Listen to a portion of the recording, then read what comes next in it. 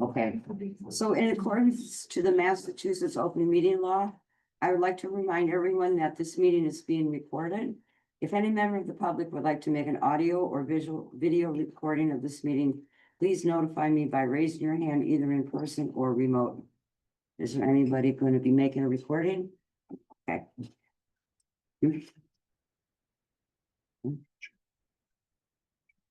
If you want to record your children, that's a different story, so, okay. And we won't, nobody will see it but you and your family and at Christmas dinner or whatever, when you want to show it, okay? All right, so now, would everybody please rise for the pledge of flag to open this meeting?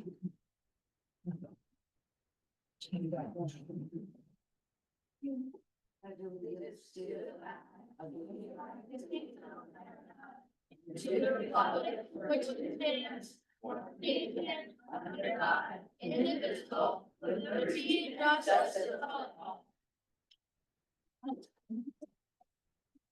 Okay. Kelly?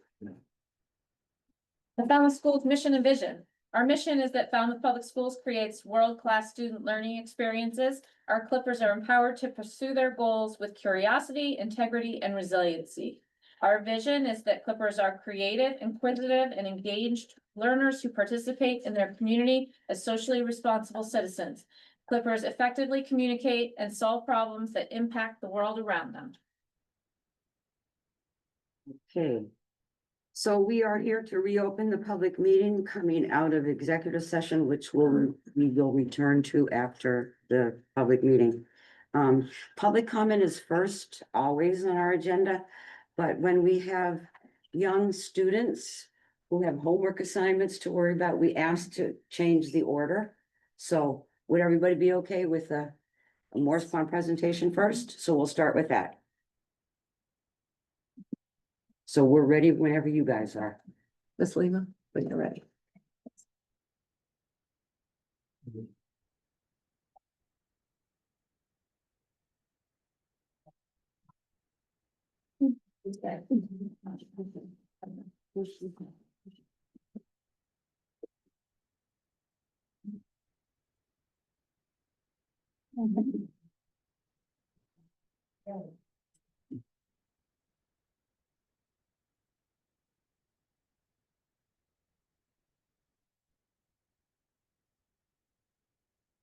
Thank you for inviting us to share a recap of our year making Morse Pond an official No Place for Hate School. We'd also like to thank the PTO for supporting us this year.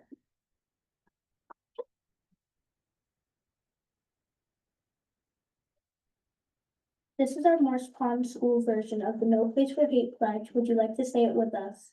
Yes. Yes. I promise to do my best to treat everyone fairly. I promise to be kind to everyone, especially if I see no fever, and everyone should be happy soul, or strong until the grace for HD. Recording in progress. One of the first things we did was to place these posters all over the building. We received a lot of positivity comments from visitors to our school.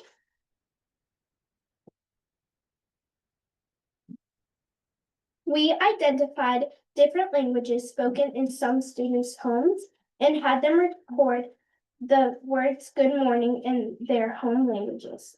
Mrs. Moran plays the recordings every morning during announcements.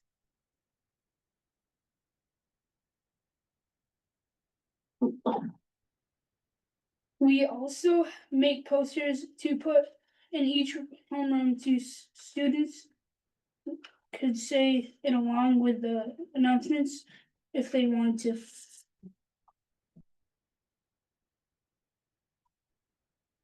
Halfway through the year, we put out a suggestion points. Some of the suggestions included make a sports team for the school and no racism because it is bad to hurt other people.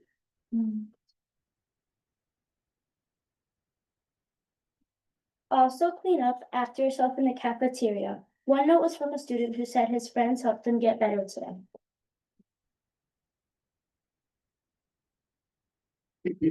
In order to become an official No Place for Hate school, we had to hold 3 school-wide activities. Our first activity was called Diversity in Children's Literature.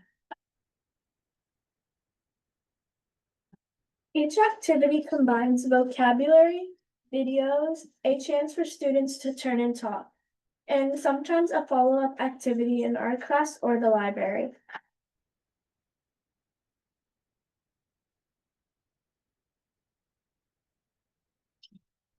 After this activity, we created posters in the library that finished the sentence, "We need diverse books because."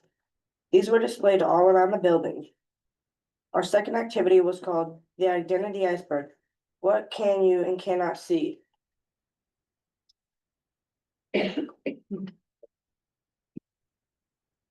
activity stressed the importance of getting to know people and understanding that you really can't know someone just by looking at them. We followed up this activity by making identity shields in class. Excuse me, before the next. Ryan, can the owls see if a student stands to the side? It's gonna be hard for this. Because that way they wouldn't have to have their backs to their parents. Okay, sorry. just checking. Thank you. Our final. I'm sorry to interrupt you. Our final activity was called Words That Hurt, Help and Heal. This was a powerful activity. During the presentation, we asked the audience to respond to 3 questions while Ms. Lima typed up what they said. We asked why people use words that hurt, how it feels to be a target, and how we can respond with words that help. We will give you a few minutes to read through their responses.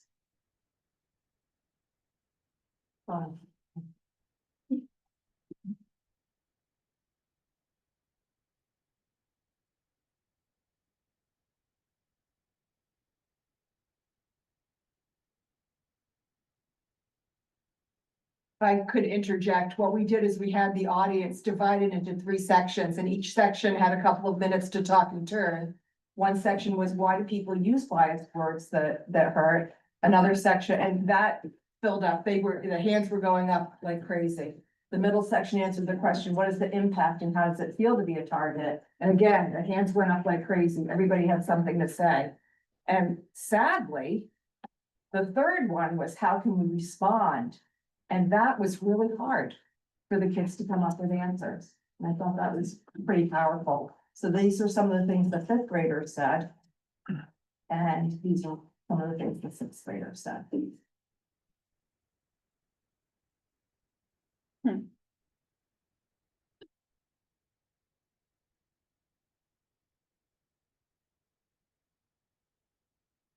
We had to visit an artist who loved that we're becoming a no place for hate school so much that he put his murals on our walls.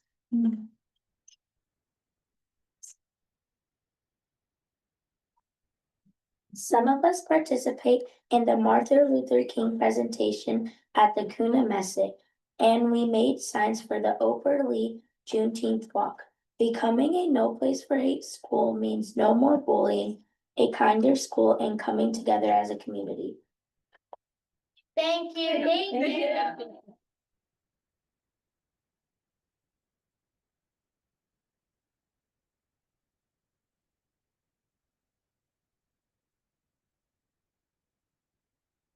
Hey, are there any comments? Okay, Katrina? Some of the things that were written in your reflections on how it feels to be bullied or excluded or left out, they were so touching. I actually started to sort of tear up reading them because it really is a universal experience to be bullied or excluded. And so thank you for that. Okay, can we give them another round of applause?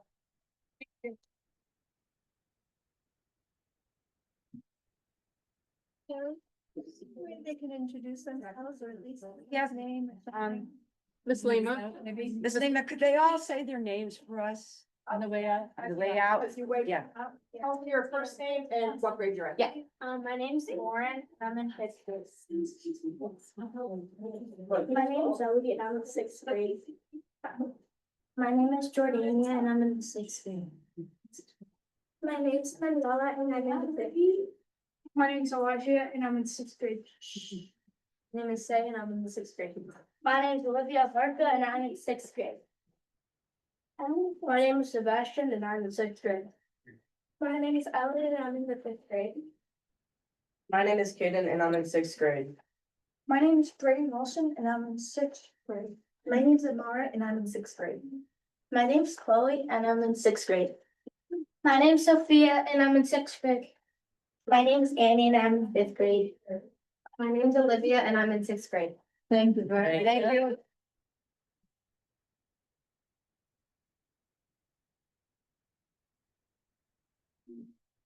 Okay. Now we'll move on to public comment. And I'd like to read the statement about public comment. Members of the public are welcome to speak about items that are not on the agenda. Comments should be limited to 2 minutes in length. Due to the open meeting law, the committee cannot act on public comment. For items on the agenda, the chair may accept comments from the public following the committee's discussion of an item. Additional comments and feedback can also be submitted by email. The address is schoolcommittee@falmouth.k12.ma.us. Is there any public comment? Yes.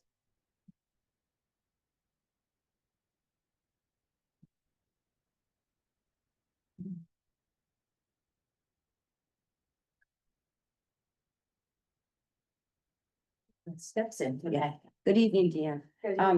The state regs say now that when people introduce themselves, if they could give their address as well. Okay, You needn't give your house number, okay. just if you could Just give the the street, Okay. please. Good evening. My name is Deanne Rockwood. I live at Jeffrey Lane in East Falmouth, Massachusetts.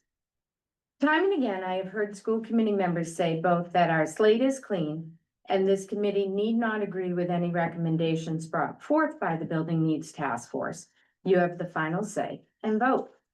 The task force seems gung-ho to wrap up their decisions on June 16th, having decided against several of the options included in the NESDEC report on May 28th.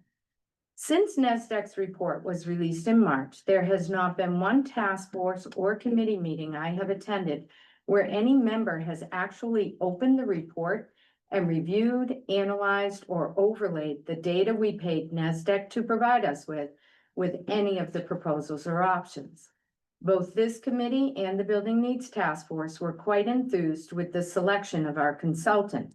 Taxpayers spent several $1,000s for their expertise, and yet not a single one of you that I have seen has referenced the data compiled against the plan suggested. Therefore, I'm going to hold you to your promise. I expect that since the Building Needs Task Force has not weighed the pros and cons of NESDEC's data against any of the district's options, that you as a committee will do that job for them. Otherwise, I would expect you to recommend another year's worth of Building Needs Task Force meetings, just as NESDEC recommended, if that's what it takes to do the job right. Taxpayers should not be asked to foot any more bills for renovations of buildings, portables, playgrounds, students that don't exist, you name it, until you show us that the bill we already paid is being used as intended. I firmly believe actions such as these impact our enrollment. Thank you. Any more public comment? Okay. Just to be clear, this is stated on our agenda, but there is no action on this. It is simply an update, just to let you know. On what? The Building Needs Task Force. Hi, I'm Megan Dottley, and I live on Carriage Shop Road. I just wanted to make public comment that I was told that I could not speak about the dress code tonight. And I want the public to know that I'm being silenced. Thank you. Harry, Dominique Kirkpatrick again, based on Zoom. Okay, You want me to promote her? yes, please, Ryan, thank you. Dominique, we're ready for you. Not yet. Okay, Please. She'll have to unmute herself now.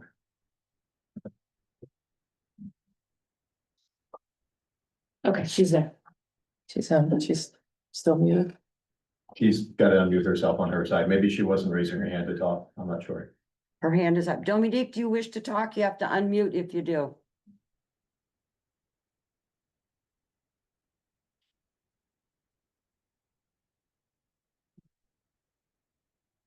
Turn it back off.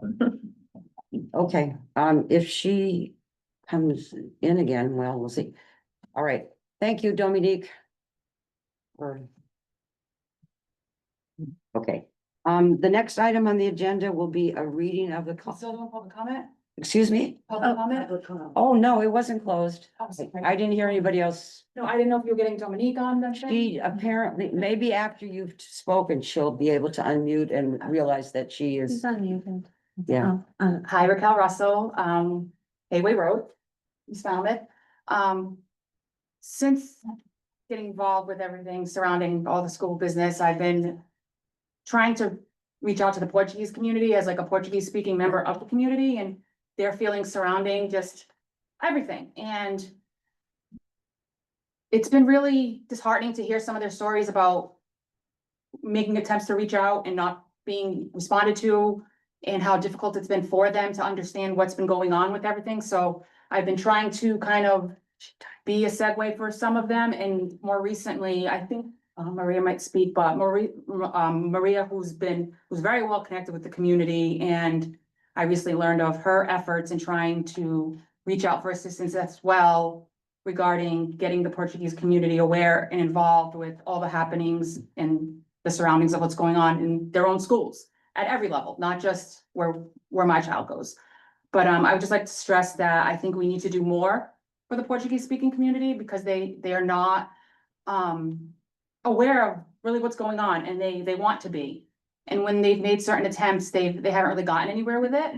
So I think, you know, maybe if you guys can come up with something to try to figure out a way to engage the community that's does not have English as a primary language, because they are out there and they do want to know what's going on. Thank you. Thank you, Raquel. You're welcome. Yes. Hi, I'm Maria Carrero. My address is St. Mark's, T-Ticket. I'm just following her. Yes, I've tried. September or October last year, that was the only meeting I ever went. One of these meetings, and it happened that I had someone who spoke Portuguese and did not understand anything what's going on. And I did help on what I could, you know, lower mouth was helping, but then she voiced herself out saying that she didn't understand the whole entire meeting, right? And I followed up with Henry St. Julian, sent him an email. I CC'd the superintendent on the emails as well, offering my help on trying to find a way to support the schools about, you know, I mean, I'm a public services and education Portuguese interpreter, certified, and medical as well. So, and I'm always offering, including a T-ticket, every time I walk in, if I have a school meeting with the teacher, I stop at the front desk. You guys need me to call someone? Do you guys need me to do anything? Please let me know. And not to say that the whole entire year, I have parents calling me. And I'm doing conference calls with the schools because they need the help, or they've been into a meeting and I know there's an agency that we use, which I worked for, that agency, but I decided, because the schools were requesting me, not for the only fact that I'm related to Falmouth Public Schools, and they would be like, can we have Maria? And they would refuse, say that I wasn't available, which is not true. That's why I decided not to work for them and become a volunteer. So anyway, with that being said, I'm here to help on whatever I can do to help with that. And it is a necessity at this point. Definitely. Thank you. Thank you. Yes, And it looks like Dominique might have joined from a different device, Yeah. so she might want to try again. okay. Dominique, are you ready? She, Can you hear me? Yes. Okay, yay. Okay. Dominique Kirk, Parker Road. I ask you all to vote on a process, a plan of action, and a timeline before you decide what Falmouth Public Schools' future will look like. We all know building needs started making recommendations without walking through all of the community's ideas, any feedback or objectives being dissected. Last school committee meeting, I spoke about how it took over 51 days for my feedback to be shared. Turns out I wasn't the only one. Margaret Souza shared her proposals and thoughts, but again, wasn't shared until the beginning of building needs last meeting. Margaret's proposals included Lawrence and Morse Pond, never once discussed, but then created recommendations. Feedback should be sent over to the task force before these meetings, allowing them to digest, ask questions, and create a dialogue. Instead, the task force didn't have time to read all the feedback and then was asked to vote. Dr. Dorr spent $1,000 on an open forum and hasn't even gone over that feedback, hasn't created top Q&A sections like sections like promised, nor answered the community's questions. Again, we need guidelines and procedures during this process because even school committee members are being ignored. What does that mean for community members like myself? Please take this seriously.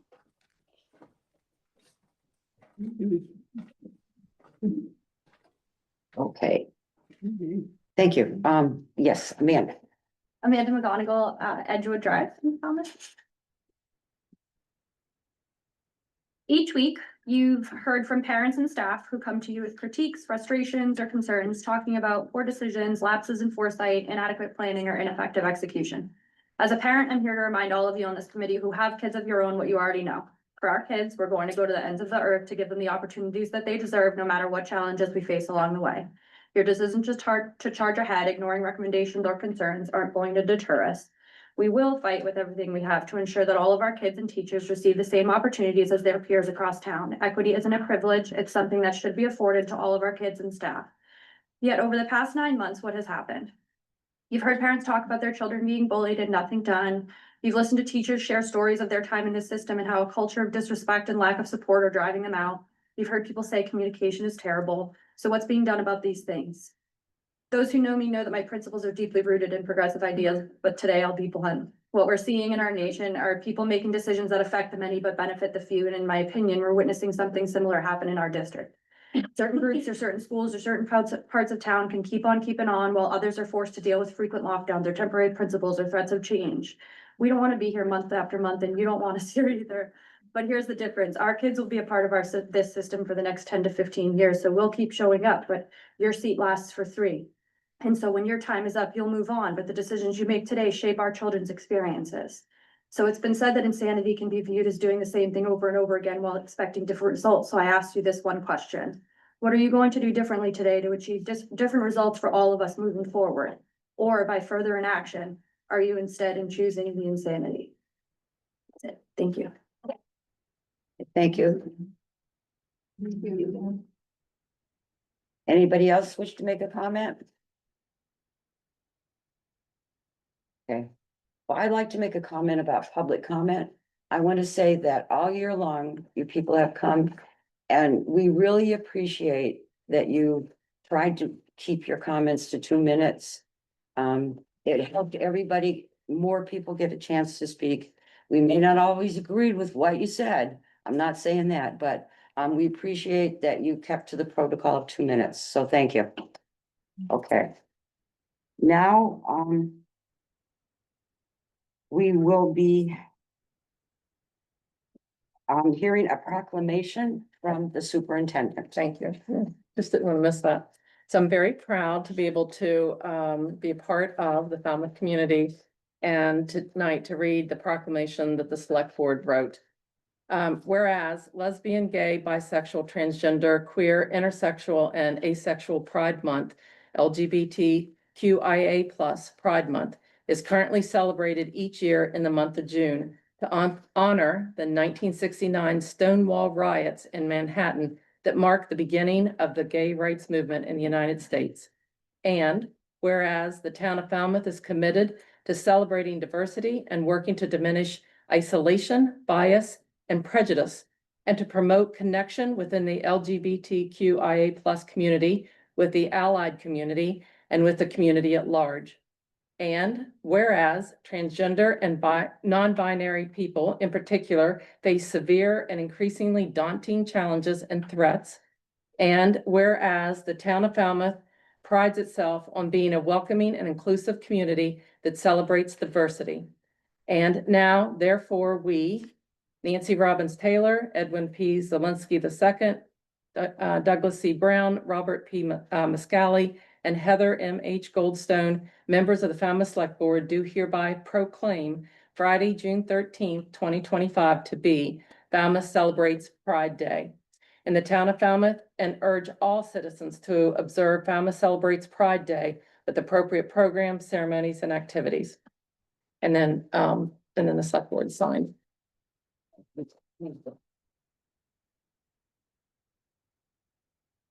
Thank you, Thank Dr. Jur. That was a happy way to begin our meeting. Now we will hear various things, and I just wanted to make a statement about comments from our members. And I hope you'll bear with me as about recognizing people for comments. Sometimes when you're the chairman, you really can't see who has raised his or her hand first. And we do veer off a bit from Robert's rules because they say if a speaker wants to be recognized, he or she should stand up. So, I mean, obviously, but I don't always see your hands. And I thought maybe a way to quicken it and erase confusions would be a rotation, automatic rotation. So for the first item on the agenda, we would start on the right. For this, and everyone goes around. For the second item on the agenda, we would start on the left and everybody goes around. Third item, we start in the middle. So that the pattern changes and it's just an automatic. And please note, everybody can do it again. Everybody can make 2 comments. Would you bear with me and try that tonight and see? Just, okay? Sure. And maybe Melissa, who's a timekeeper, can also be a left and right keeper. All right, so just to try that. Thank you very much. Okay, so the first item or the next item on our agenda is a presentation of school success plans. You can see the committee is supporting by wearing similar apparel to our administrators. So Okay. it's all up to you guys. Okay, so You want me to do you want us to present from back here or present up here? How would you like us to? We present? we can move, yeah. Okay. And then we, at your table, if you can't see the presentation, you have the slides at your table. So I know this room's a little awkward with the, this one. Oh, I'm sorry. I didn't. With how the screen is. Oh.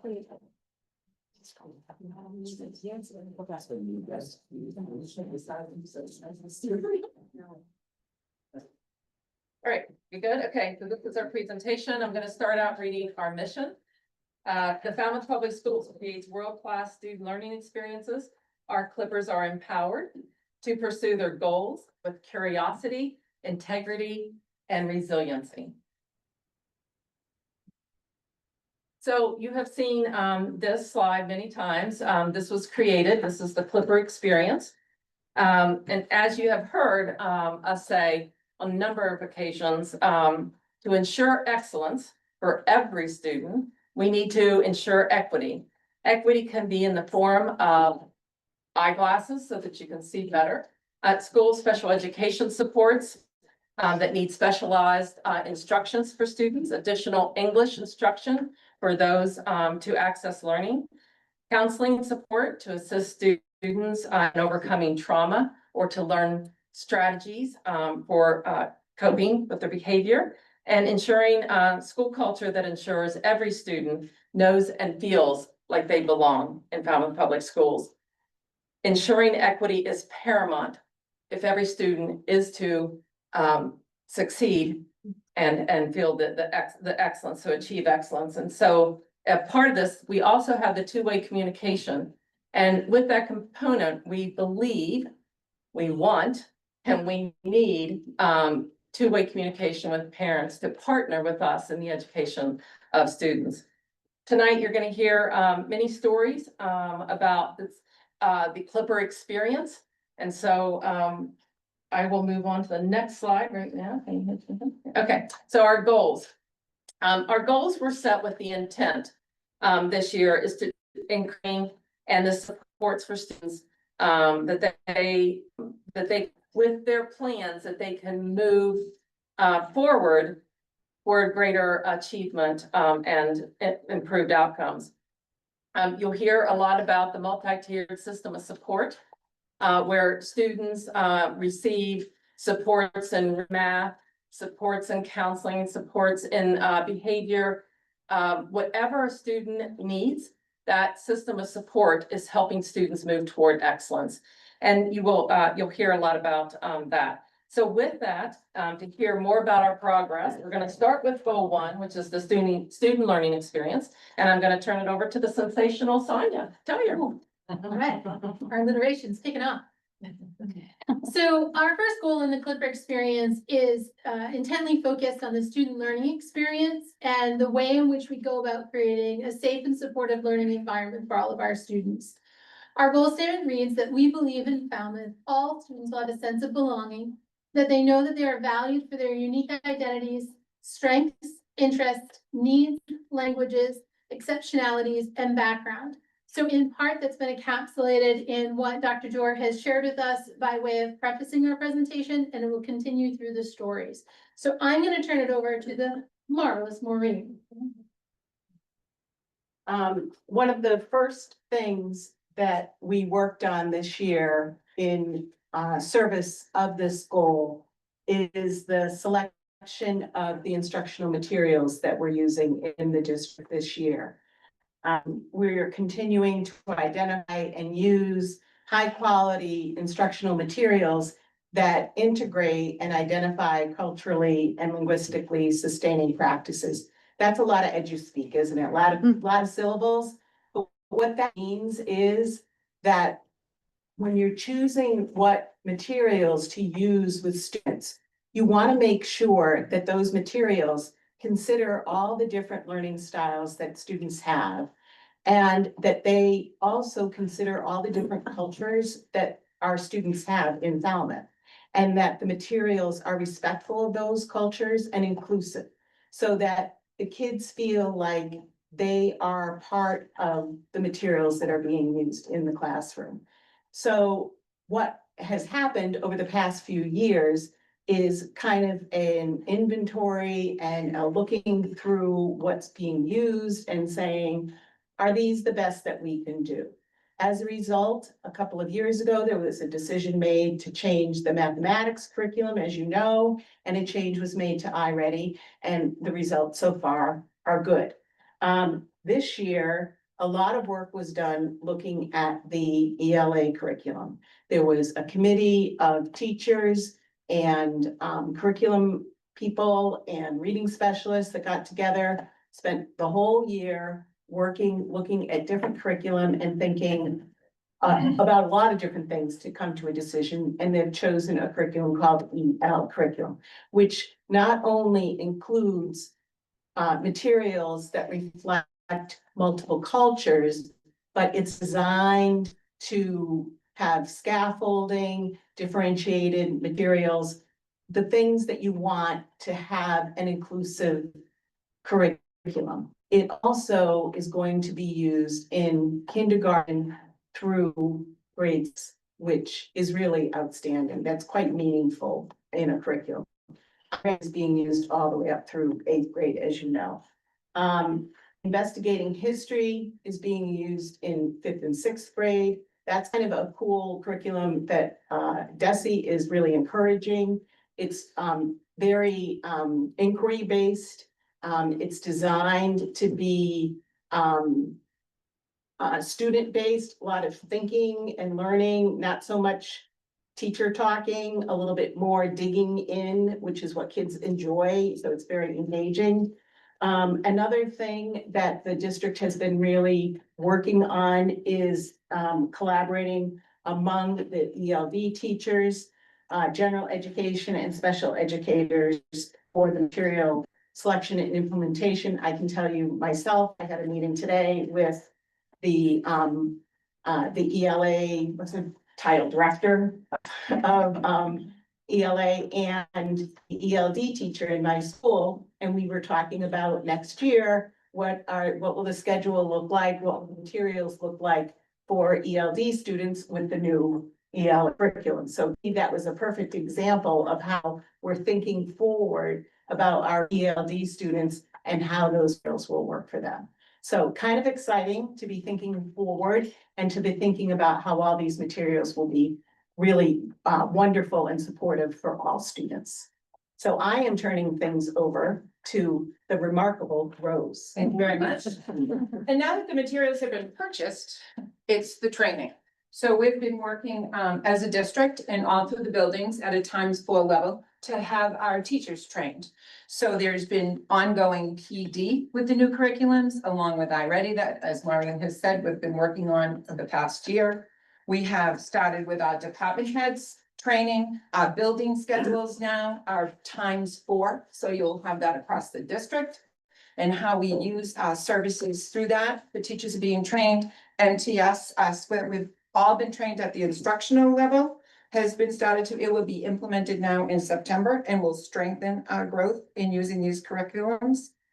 At the elementary level, before we began this journey, we had started trying to make those connections across the district. And when you're trying to, at the elementary level, work and have students understand, we do it through books, right? Many diverse books, which we started to do that again, ×4, getting books, diverse books that represent different students into our classrooms, working with partners, and we have been very fortunate in Falmouth that we buildings that had the author study, Cherry Moe, and she came and introduced her book, Home in a Lunchbox, that came to the elementary buildings, that each student was able to leave with a book in their hand to make that connection, to understand the differences and how we should be accepting, get along, and embrace everyone's differences. So when we started to get this together today, the slideshow together tonight, Dr. Dorr had asked us why, like, why do we do these things, or how do we know these things are working? And I really thought about that. And I have been fortunate this year to be in 2 buildings, and it has, I came from East, I went to Mellon, I'm back at East, but it has given me a lens of how things connect and how to embrace that ×4. I have a grandson, if you can believe that. Anyway, he attends East Falmouth, and he's fortunate to be in one of the full day preschools. He was able to attend Cherry Moe. And then the next weekend, we went to the wonderful multicultural fair, which is another way, right? That we teach and make all the connections to kids. And I brought Westy to the fair. And the fair gives out books again for kids. And it's the Good Night series, Good Night China, Good Night Moon, Good Night Kate, Good Night everything. As he's going by, he looks at me and he says, Mammy, he says, that's where Cherry Moe lives, in China. And I thought, wow, right? That was a connection of a 4-year-old that I wouldn't be talking about China at home. So it just was amazing how those real life experiences for our kids happen each and every day. You don't get to hear all of it, but it does work. So that is how we are doing the training and implementing the beautiful materials. All right, no, the delightful doctor, you are talking about implementation. I was talking about training. So delightful doctor. Well, thanks. So my slide is on multi-tiered support system, and one thing I want to give credit to, I came 3 years ago, so much of what is happening, success of happening was work done before I got here that was long range thinking, and part of that is a multi-tiered support system, right? So we have tremendous support for our guidance and adjustment counselor staff. And we have our strength in the district, I think, by a large margin is caring adults who care individually for students. And all the way through, as we've done this work the last 2 or 3 years, particularly at the high school, but then in some really good conversations this year, hearing from teachers district-wide, a lot of support and solutions for kids happen simply because teachers care so much and work so hard to make it happen.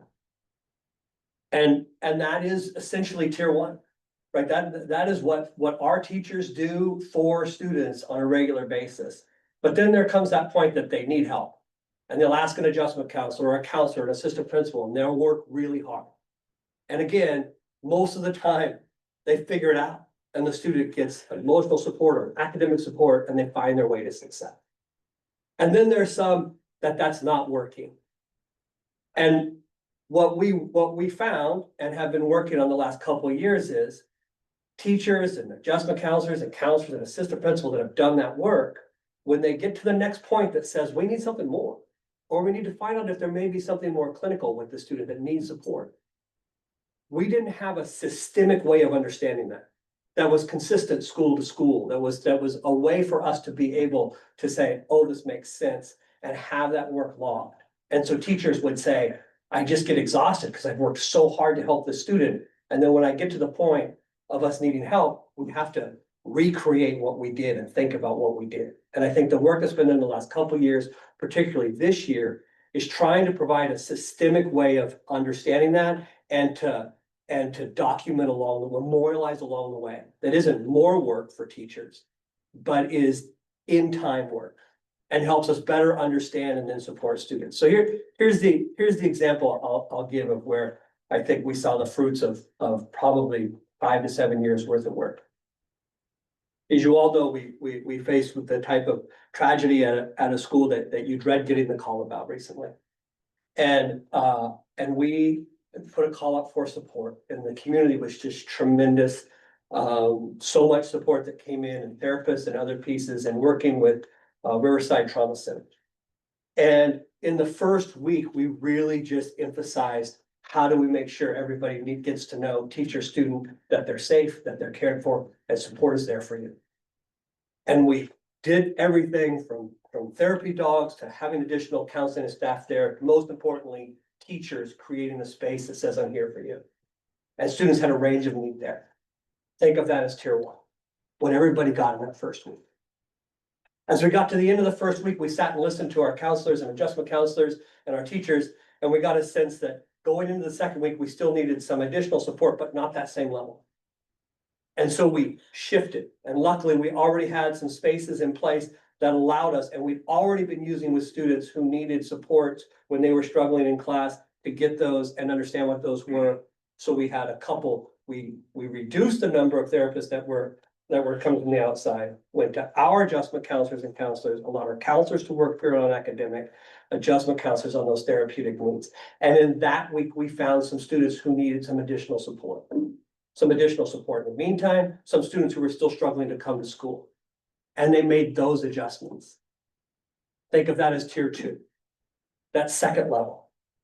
As we got into the third week, we recognized that there are some students who are still struggling to come to school. For a myriad of reasons. Maybe it brought up past trauma that they had. Maybe they had a particular connection. Maybe it's had them realize some other things that were going on.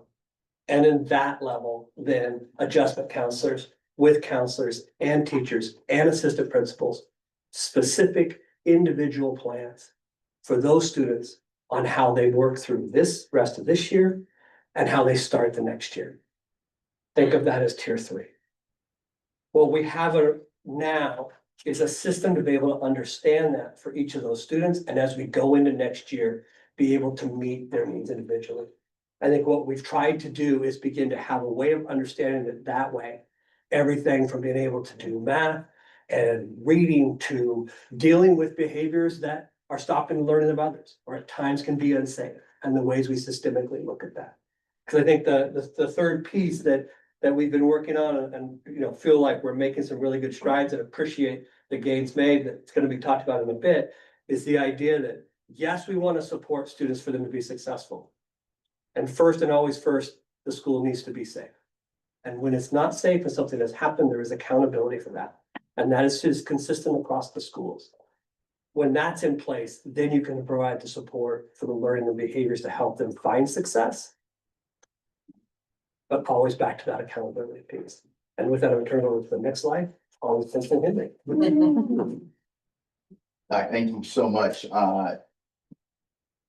So there's a great transition from the instructional to the behavioral expectations. So goal number 2 is our commitment, and it's ongoing commitment to supporting and guiding students with behavior. And it's got to be consistent, it's got to be equitable, and that's what we'll be talking about. And the word that we've been mentioned right here is that multi-tiered response. That goes with behavior. It's an excellent example there. But in our multi-tiered behavior, we want to teach. We absolutely want to be instruction. We want intervention. How do we support? We're all assisting. And then is everyone have the shared approach on this? So that goal number 2 is going to be dealing with that. And so the progress is going to be our innovative. Do we have innovative, Rebecca? I wasn't sure. All right, good. Good evening. I just want to tell you a little bit of the story of, we've talked about some of the systems, we've talked about some of the things that are directly related to our students. The progress that I want to tell you about is that a little bit about the system. And the system, in order to collect all of this information that is helpful for all of our staff and educators to be able to continue to track those supports that our students need. So this year we've made some growth with using our Power School system, and that Power School system is also housing our special programs, which collects all of the information for our IEPs, 504s, as well as a behavior management system. So that's a digital collection space, which is a little bit different than the way we've been operating. Is we've been having some paper copies of what a student's individualized education plan looks like. And so teachers have that, but as we know, it's kind of an old school way of holding information. So a little thing like putting together a consistent place that we can document all of these supports, that maybe in first grade, our student was really struggling because they had some sort of traumatic experience. Maybe they had loss of a parent. In first grade, there were some supports that were put in place for that youngster.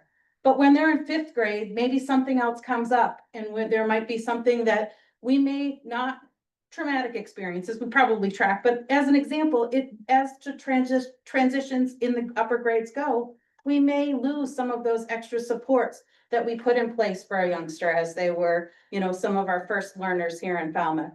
So this system of Power School has been something that I look forward to, because we've been using some different systems, my experiences in the different schools over the years. Every place has a little bit of something. And this I see as really the collective way to keep all of that information there. Just a little anecdote of it.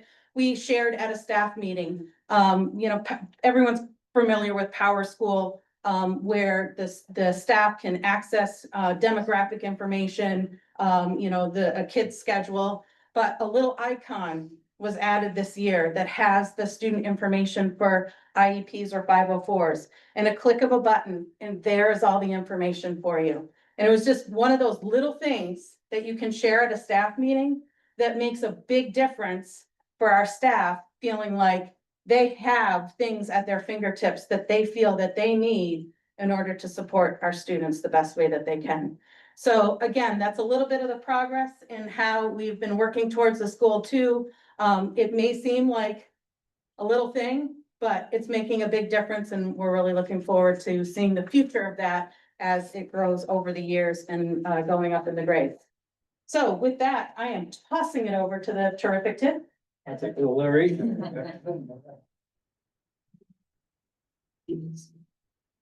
Okay. So to pick up where Rebecca has left it, I think my piece is the work that's being done to, I think, archive and put together all of our best practices that we have currently as a district and where we want to head in the areas of academics, behavioral support, social emotional support, and making that available to all staff is sort of our unified set of practices that we really know work well for kids. So some of the work we've done this year, so that involves a lot of ongoing professional development. So we looked at the Power School system as a staff, as instructional leaders. How is that being used consistently? What have we seen so far, and how are we going to evolve it? Looking at how we can take all of that knowledge that we have, we've been in the process, but what happens when we onboard new staff come the fall. Having a system is, we have digital access for our new hires that they can get plugged right into this work immediately when they get onboarded. Doing ongoing training for social emotional support and restorative practices for our adjustment counselors, that they're working as a group, vertically aligned, to really kind of increase their professional skill set and to do that together. That's been well supported this year. To share an example from Morse Pond that supports this work of goal 2 and 1, really, we established an MTSS leadership group this year to work on all of this. So it's a support to me as principal. We have special education, general ed specialists, counselors. There's a representative from all of our stakeholders here in the building to examine what our practices are here. So looking at what do we do well academically? How do we support a student tier 1, tier 2, tier 3, academically, behaviorally, social, emotionally? We've spent some time at staff meetings to say, okay, what do we think we already do? And where does it fit in that continuum? And where do we need to grow? And so with a group like this, we can examine that from a building level related to the district goal. And it's a place where we can put everything together and make it, I think, one of my favorite administrative cliches is make it sustainable. I say that a lot. Like, this needs to be work that we can put together that's gonna last for years, that everybody can be part of. So really proud of the work the leadership group is doing. They can review practices, we can look at data. And I think what it really will do is set us up for success long term. So with that, I want to turn it back over to the Honorable Henry Shane Dooley. Thank you. So, again, we're in goal number 2, and we're getting all this data, and we're analyzing, we're monitoring, we're getting feedback, we're making improvements, and it's being intentional. I want to highlight just 4 areas that we're being intentional of how we're dealing with student behavior. The first one, at the high level, I'm so glad to be part of this administrative council. They are looking at the trends, they're looking at the patterns, and they're making targeted decisions on how we're doing. So it's not just a reaction, but we're proactively dealing with this in a monthly basis and even more for any kind of emergency. But this is what we're doing. The second one is broaden up the leadership. So not only do we have this, but we have an instructional leadership group, and that instructional leadership group has now said, okay, we have to look at academic progress, but behavior progress. Do you understand what we're trying to do? Do we have any kind of synergy that's going on here? So we have this group, then it's a broad group. Then we go down to a smaller group of the assistant principals. And with that data, are they reacting the same way with different behavior? Are they engaging? And so they clarify their engagement. So that kind of behavior instruction is being dealt with there. And then I love that we're doing this once a year. We have a day of belonging, and that day of belonging is not just educators. Well, let me just say this: educators are lunch, the service, the food service, the assistant executive secretaries. There are teachers. The whole staff comes together and said, okay, how do we engage students? How do we see the students so that we can properly deal with their any kind of behavioral issue that they may have? So that was a powerful. So we're looking at just multi different systems that we have. And I'll just say on a personal level, we just had a fantastic. I saw Doc and I shook his hand and go, Doc, that was a fantastic graduation. Love the graduation. For me, graduation is very emotional because this class actually was my last class as assistant principal at the high school. So I've seen these kids, and some of them, you know, I see them, I know the background, some I did not see, and I know that we have a high expectation, academic and behavior. But those students that really got to me are the ones who were struggling. They were, you like, freshman, I'm like, I don't know how this kid's gonna make it. And they were struggling, and they had resilience, teaching resilience. And I know the support that the staff had with these students. And so when they cross, it meant something. It was like, oh, thanks. I'm so thankful. And that is why I'm a teacher. I'm an educator because of that reason, that getting those kids across. And I'm so glad for that. So with that, I would need to start with goal number 3 with my spectacular colleague, Sandy. Ready? Can I interrupt Sandy for a second? Sure. Can you step forward? Because I've just noticed that the owl can't see any of you speaking. So if you just stand like In front of this posting. by your computer.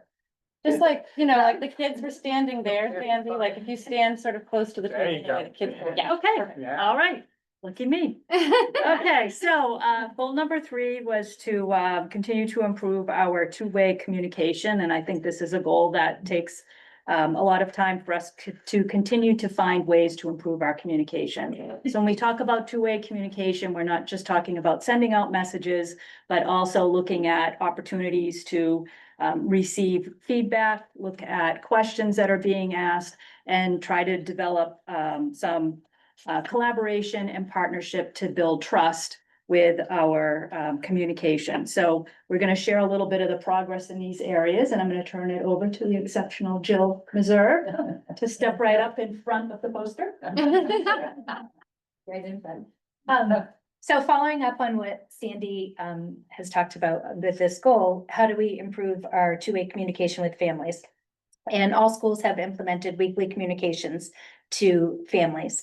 But they're important to connect with you, but then how do we gather feedback? So taking that one step further, QR codes were implemented this year.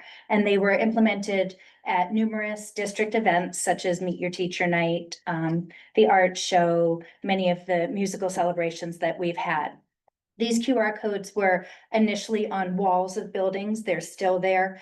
And then taking it one step further, well, you can walk by that at your child's event and be so excited and think, oh, I want to do that, but then you leave and you don't have it. So taking it to the next step, they're now being placed in, you might notice them on the back of programs. We have two-way communication going in the form of, you know, the automated, you get emails, you get texts. It's vital to continue this, that we get your feedback, and in getting feedback, targeting it to specific questions, like it could be perhaps, did you enjoy the event? What did you enjoy about it? How can we improve our communication with you? So starting in September, this is still going to continue because it's so vital. And you will see these QR codes, especially at our back to school events. And we're hopeful to, you know, continue our process to make it more successful, to gather more feedback so we can work together as partners. And now I'm going to pass it back to the spectacular Sandy. So, we've talked a little bit about Power School, and that's one of our main tools that we use for communication, in sending, emails and, phone calls or text messages. So, Power School allows us to export a file, so after we send out a call or an email, we can look back and see what number of messages were delivered. So starting back in October, we were gathering the information, the printouts at each school to find out, you know, where do we need to make corrections. So we've done a really nice job with the emails. In October, we were at 96% of the emails were delivered. All those addresses have been corrected, so we are at 100%. And of course, this is always a moving target because you never know if somebody's going to be changing their address. And then with the phone calls in October, we were at 80%, and now we're at 86% for the delivered phone calls. Of course, there are certain times that we can go back, we can check the accuracy of the numbers, but sometimes we'll get that feedback through the Power School system that they're not deliverable, but that's not because the number is incorrect. Could be a changed service, the message, you know, the phone was turned off, somebody might not want to receive the phone call. So there are other reasons as well. But I think when we look at the, you know, the importance of that information, it's good that we're using that tool to consistently reflect and verify information. In the world of special education, we've been able to use text messages more frequently, which seems to be a preferred method for some people to receive their communication. So one of the things you can do is schedule a message. So for instance, let's say you have IEP meeting or some type of meeting on Monday, we can schedule that text message to go out on Sunday to remind the family that, oh, you have a meeting on Monday, which is, you know, that is something helpful. And then we also are using the emails to collect digital signatures. So when we were talking a little bit earlier about Power School, and we're using special programs, which is a component of Power School, when we generate those IEPs, we can now ask families, would you like to return that with us, you know, handwritten signature in paper, or we can actually send things digitally now So families who don't want to collect all the paper could actually just sign things digitally and return it to us. So there's a lot of really nice options to improve our communications in those ways. And we'll talk a little bit more about progress as I turn it over to the superb Dr. Sonia Talia. Thank you. All right, so over here. As we're going through and we continue to talk about our communications, there are two different pieces. So part of what you've heard about is interaction with families and community members, but also some of that work continued internally as well with colleagues and staff. So one of the things that we've been doing as we gather feedback is visiting staff meetings as a central office team. Meeting with our principals, their staffs when we go to the schools, and just listening to ideas that they have both about communication channels and how that can be shaped, as well as the nature of communications that are shared. So that's been a piece of it. And then within that, there's been both the superintendent's messages that go to families with a regular cadence. And then also we have started sending out a routine update from each of the central offices to our staff. So that's part of where it kind of grows beyond the broader community audience. And then also, as we're building out our communications, wanting to pull some attention to the work that we're doing with multilingual families. And, you know, we have our LPAC, they are part of helping us gather feedback. We use Bay State interpreters, we use talking points as a digital exchange. And that's been something that's been really well received. It allows us to have the text space, and it can also force text to go over to email. So there's a communication preference. But we've also developed a multilingual welcome protocol that also is posted in each of the offices. So going back to that system standardized approach that we have across all of our schools and all of our school buildings, making sure that as folks come in who may not speak English, or someone who's at the desk greeting them who may not speak their preferred language, we have a system of connecting, again, in part using Bay State interpreters, but also our other suite of tools, again, with talking points. And then along the way, we've built out ways that we can connect with families. For example, when we complete forms at the beginning of the year, updates, our team from our English language development department, some of our team here, our administrators and some of our administrative assistants and teachers will deploy to different schools or community locations and host evening sessions or afternoon sessions for families to be able to come in and complete those.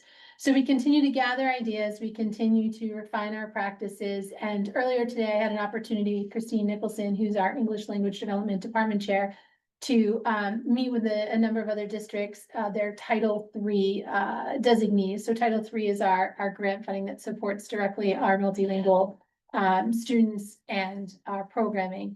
And so just that idea exchange and knowing that we also belong to a broader community that continues to give us ideas and also gives us feedback on how we approach things. So with that, I'm going to turn it over to the totally awesome Tom. Thank you. Thanks for the opportunity to be here. So some recurring themes you may have heard is it's critically important to continue to engage all of our families, including multilingual members of our school community. And that's why resources like Talking Points and the partnership with Bay State Interpreters is so valuable.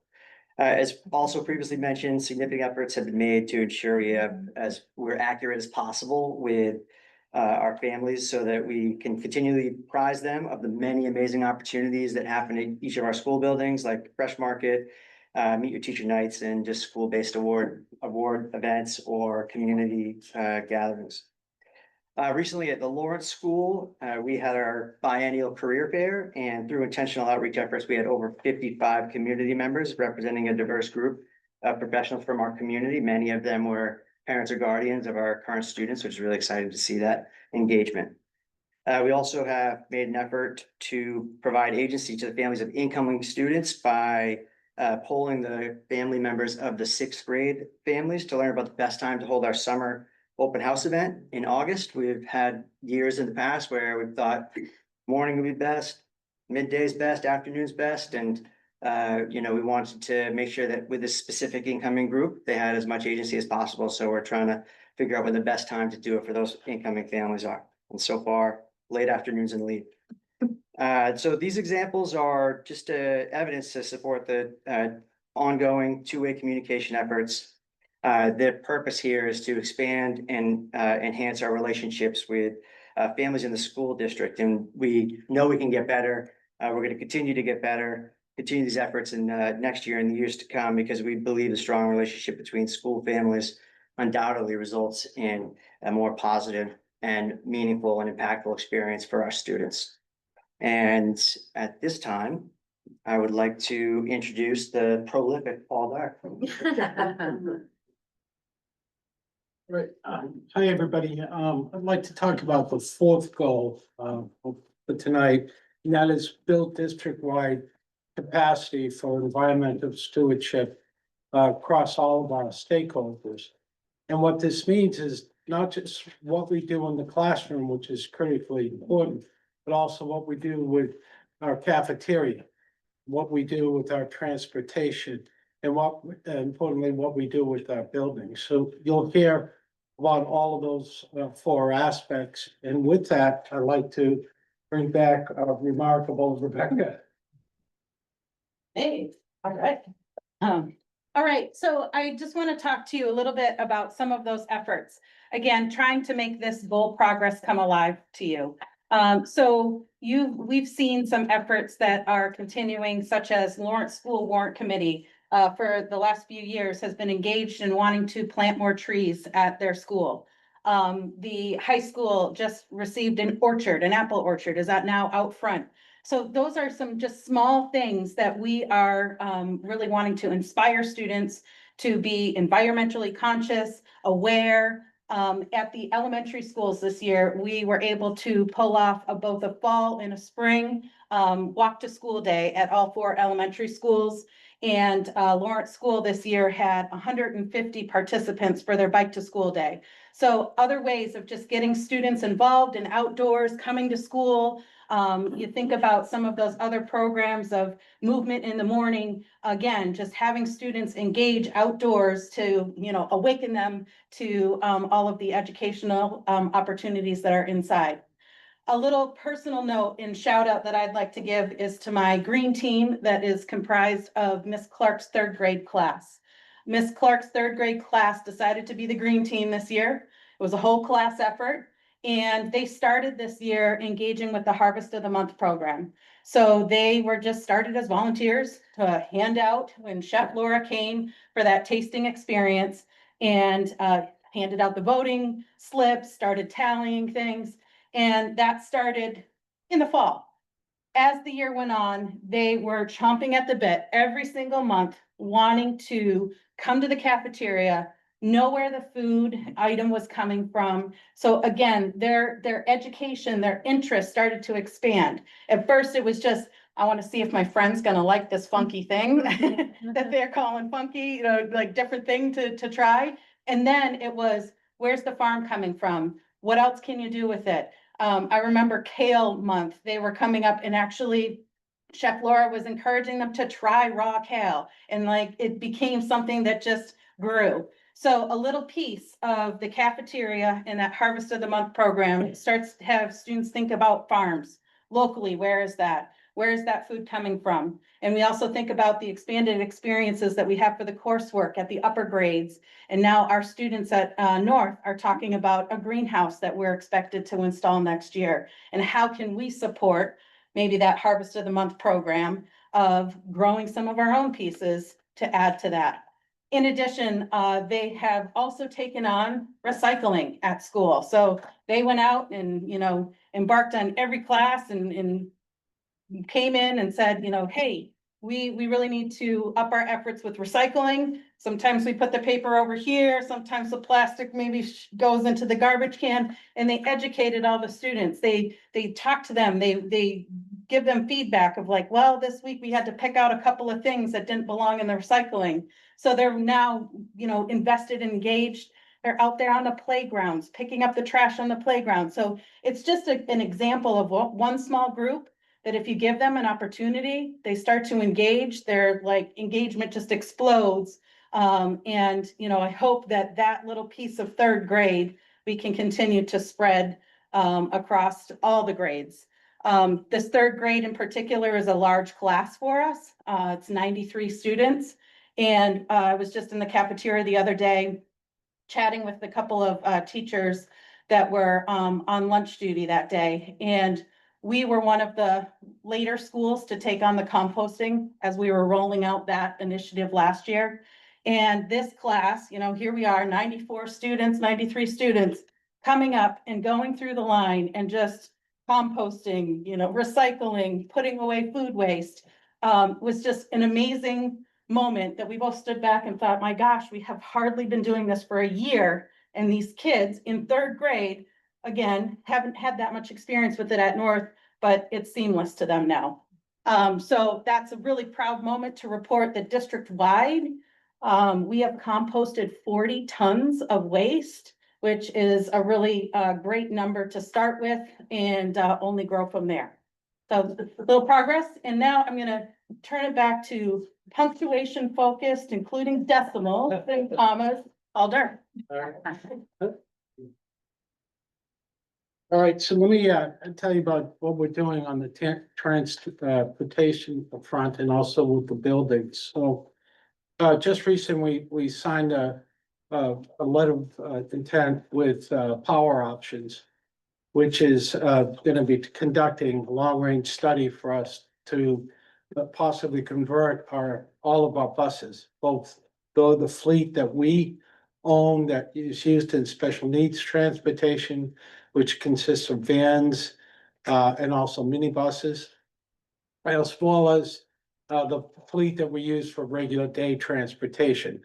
And so within that study, it's a long-range plan to what it would mean to transition that fleet to electric fleet. So that would involve, what does it mean for acquiring these vehicles? What does it mean for building and maintenance infrastructure for these vehicles? And also, how do you power these vehicles, the charging stations that you need and would be needed throughout the routes in the district?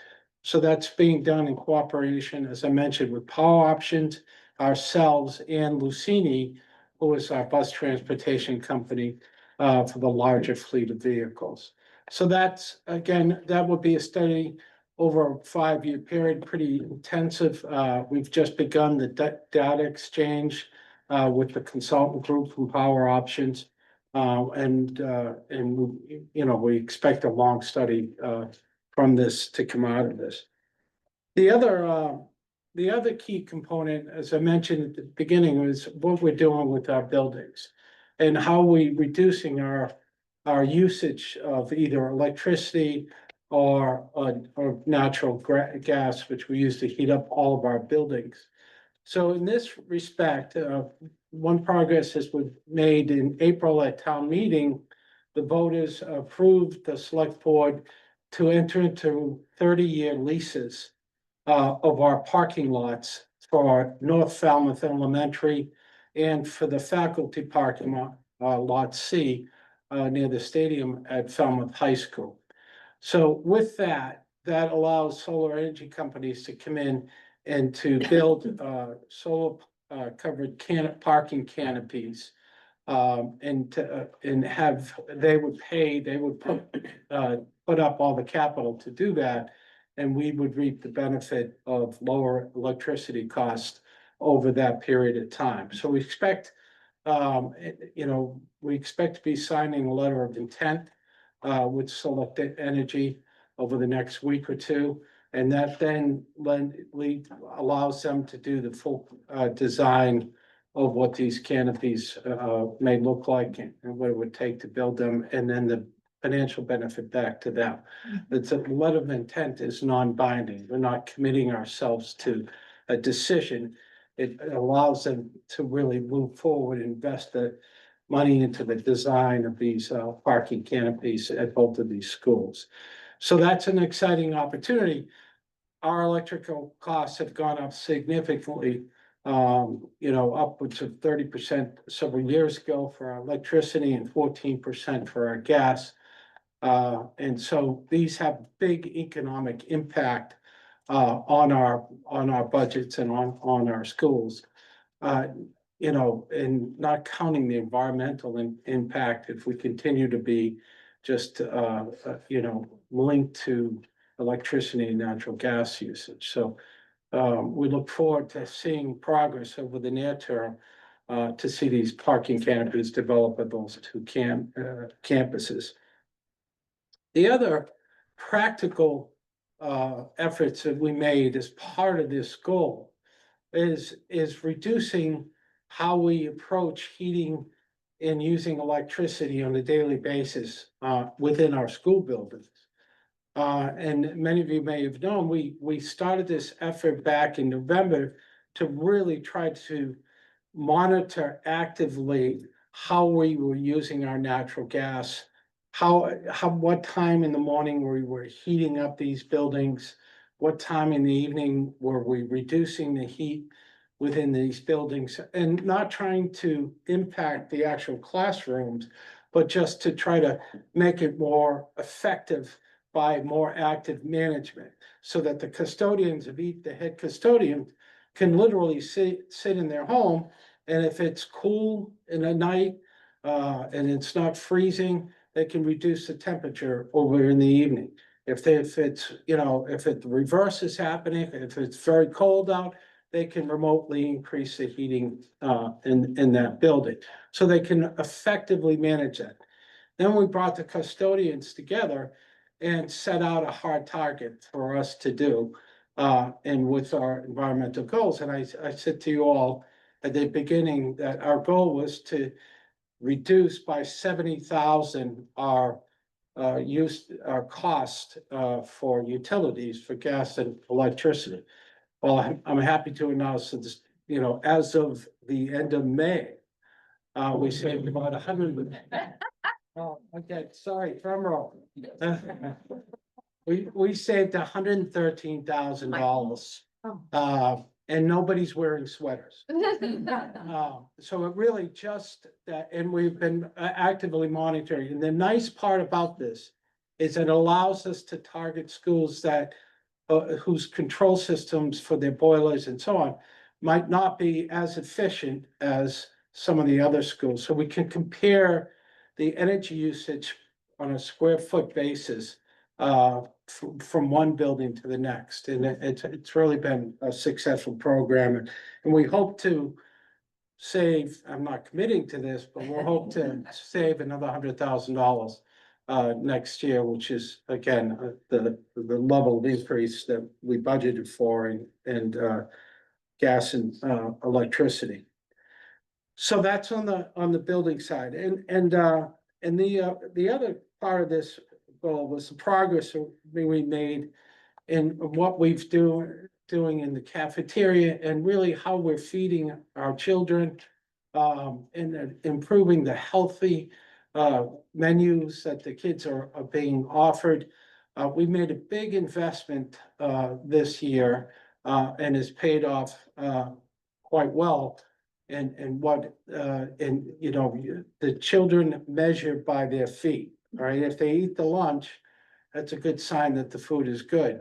And so, you know, we've been looking actively through hiring Chef Laura to increasing the menus, increasing the menu items for the month, and also by increasing the participation.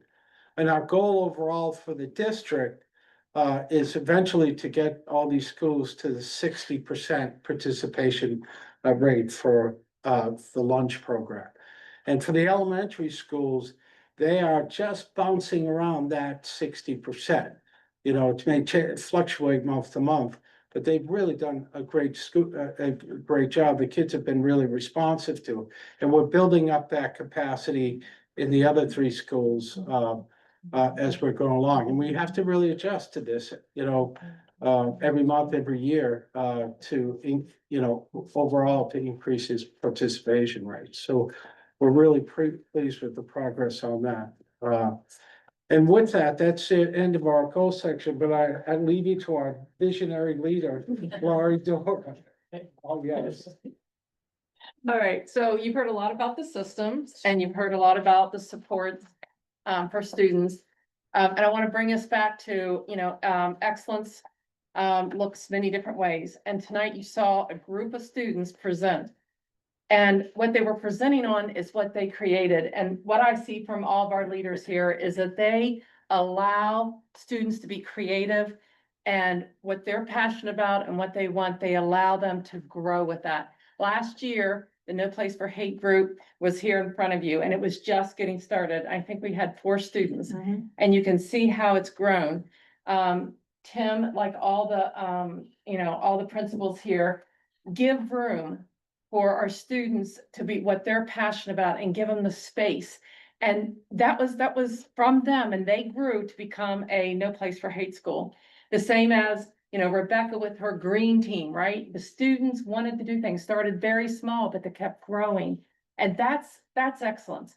And so I just had to point that out because it was a wonderful presentation and they've really worked hard this year.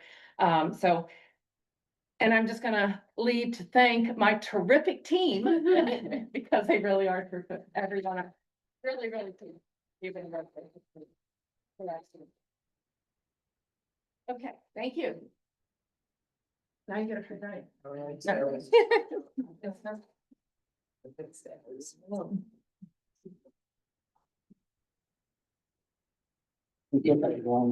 Okay, were there any comments? Because we would start on the right. Great job. Fantastic.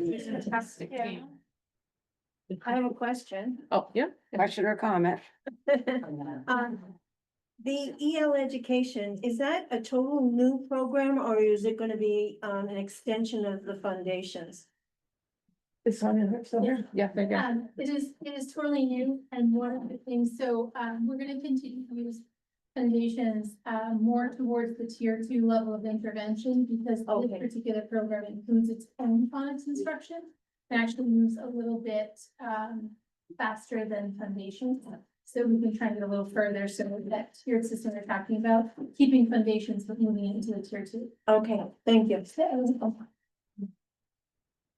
Any other It was comments? great. Good job. Go home. Thank you. Thank you. Thank you. Okay, so the next item on the agenda would be an update from the superintendent. We moved this towards the beginning of the meeting. As the superintendent is the head of the district, and it would be interesting to hear what's been going on in the district before we begin our discussion. So thank you, Dr. Burr. Thank you. So to continue on our excellent pathway here, I just want to tell everyone that class of 2025, there were 192 graduates. 100% of our seniors graduated on time. And I will say that's happened twice now since I've been here, and I am just really proud to be able to share that information. It's a big deal. In other years, we'll have 1 or 2 students that through the summer we help. They all graduate, but it's really nice that, that they're all on time at the graduation. 44 students graduated with honors. We had 71 students complete their CTE pathway, and we had 21 students earn their seal by literacy. We had their post-grad plans. We had 57 students that plan to or have been accepted to 4-year colleges. Another 21% that are going to go to a 2-year college first and have been accepted. 5% of our students are going into career education institutes. And we have 4% going into the military, the Air Force, Army, and Coast Guard. And we have 4% of our students that are choosing a gap year. And then we have 9% that are going directly into employment. We have, I just really want to give a shout out for our community. I just can't express enough over and over how amazing this community is. It's absolutely unheard of how they come out and support. And I want to talk about scholarships. So the scholarship totals for this year, I'm just going to give you the big number first, and then I'm going to break it down for the different. This is the most ever we've had at the time of graduation. We always get continued scholarships over the summers for our students. $716,243. It's just absolutely amazing. The Falmouth Scholarship Association awarded students $252,800. The individual and community scholarships all totaled $220,941. The Falmouth Road Race gave scholarships out totaling $76,000. Cape Cod Foundation, $53,594. The Henry Herbert Smythe Scholarship, $67,158. Cape Cod Association, $15,750. The Lieutenant Pafford Essay Award, $18,000. Martha's Vineyard Bank, $12,000. And so I just, thank you to everyone in this community that really shows up for our kids with their scholarships. I'm also going to give a shout out for our students, because when it comes to the scholarships, they write for these. And so I just want to encourage all the students coming up that our community supports the students. So just take time to write those for grants and the scholarships, and you too can be rewarded. Okay, so enough about our graduates. It was a great day. It was excellent students. And so now I'm going to give an update on the state budget. I've been, periodically through this year, especially on some really key important items. The process is still moving. The Senate now has passed their budget. The Chapter 70, thankfully, remains stable at the 150. That's doubling what was last year at 75. So that does seem to be intact. I think we can pretty much say now that both House and Senate passed it, and it remains at the 150, that we will expect that increase for next school year. So I'm really thrilled. It's not done yet. The governor hasn't signed it, but it's pretty amazing that has held steady throughout the process. Among the increases and decreases passed by the Senate budget compared to the House budget, the Senate budget did pass with a budget increase at circuit breaker by $7,114,000. And so I'll talk about a second what will happen now. But the Senate decreased the House budget for school meals by $20 million. And the House bill was $170 million. That was what we got this year. So it's not lowering the amount that we've received, but the 20 million. Now, here's what will happen. The House and the Senate, they'll have a conference committee and they'll work out the differences between the two. So there still might be some changes with the circuit breaker and the food meals, along with a lot of other areas. But those are two particular ones for us that mean a lot and we're following. So I'll give another update at the end of the month. I just wanted to let you know that we are opening a second location of the TIP program, beginning with kindergarten for the 25-26 school year, and it will be located at North Falmouth Elementary. I think that I've shared a few times this year anyway about our increased number of special education students in general, and our increased number that is eligible for the TIP program. And so the second program helps us in if we opened up a fourth program at T-Ticket, we just don't have the number of sections to be able to keep our ratios of students with IEPs with students with non-IEPs in the classroom. So it was necessary to open up another program, which is great. And now they'll be joining our other program at North, the TLC program at North. So we'll have two programs starting at North. And again, this just starts with the kindergarten. Everyone else is staying at T-Ticket, and we'll move through the program. And so that's where we are. So with that. And then the Cape Cod Cape Verde Museum and Cultural Center is celebrating their 50th year anniversary of the Republic Cabo Verde next Wednesday, the 18th and you have a flyer at your table, 12:30 to 4:30. I hope you come out and celebrate with us, not only celebrating the 50th anniversary of our sister country, the Cabo Verde, but also our partnership with the Cape Verdean board and broader community. We have really done some wonderful things, with that. So it's a nice time to celebrate all the work that we've done here while we're also celebrating Cape Verde. And then just to end again, I'm so pleased to live and be involved in such a community that our select board made a proclamation and for Pride Month and established a Pride Day this Friday, the 13th. And there will be a block party as a reminder. I mentioned that last time at the rec center, 4:30 to 7:30, 4:30 to 6:30 at the rec center to celebrate. That concludes my update tonight. A lot of good news there. I like hearing that. Thank you very much, Lori. Thank you. Next item. Are we able to, as the audience, ask a question or anything regarding this specific topic? A question. Like how we're not allowed to speak in public comment versus on something that's on the agenda, but you're allowed to comment or. Did you want to ask Dr. Dorr a question? Well, question and comment, but yes. Would you, It's your call. It is at the discretion of the chair to have comments after agenda. okay, this is new to me, so I'll say yes, because if I say no, I may make a faux pas, so what's your question? So it's two-part. One, I wanted to say, as far as graduation, I am very happy for all of the seniors that they were able to graduate, but as someone who works with those children in this community, I feel like presenting that 100% of kids graduated without the caveat that graduation requirements were changed because of Ava's passing and the tragedy that happened. Because I work with kids who absolutely would not have graduated this year had those changes not happened.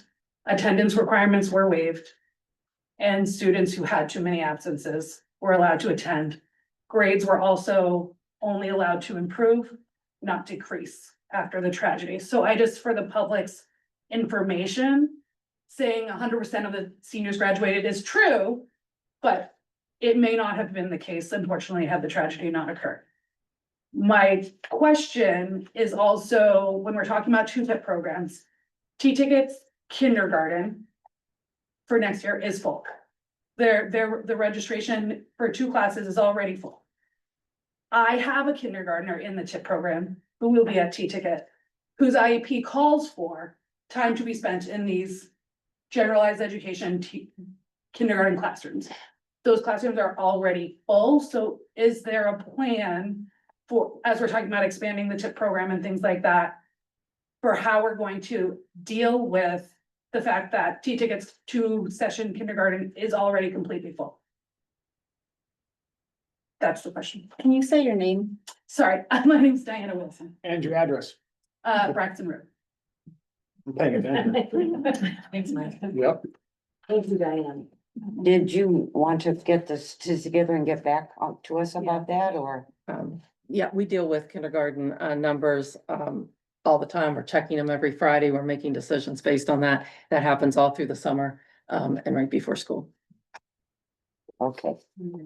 Thank you for your comments.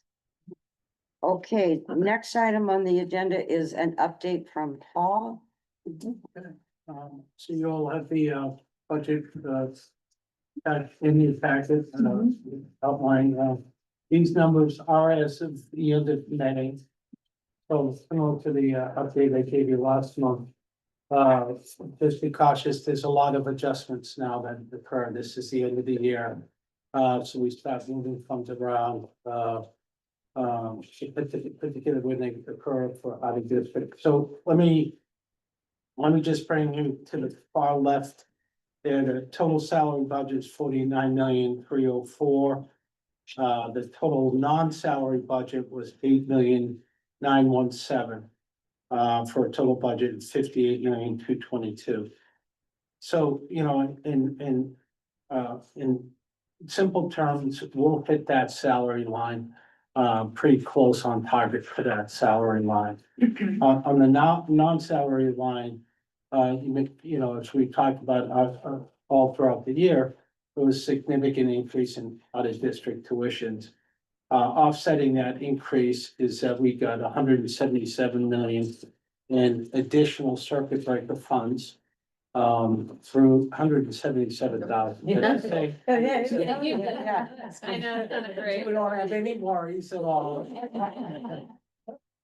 The next 10 years. Now, $177,000, and additional circuit breaker funds, under the emergency relief, component for circuit breaker.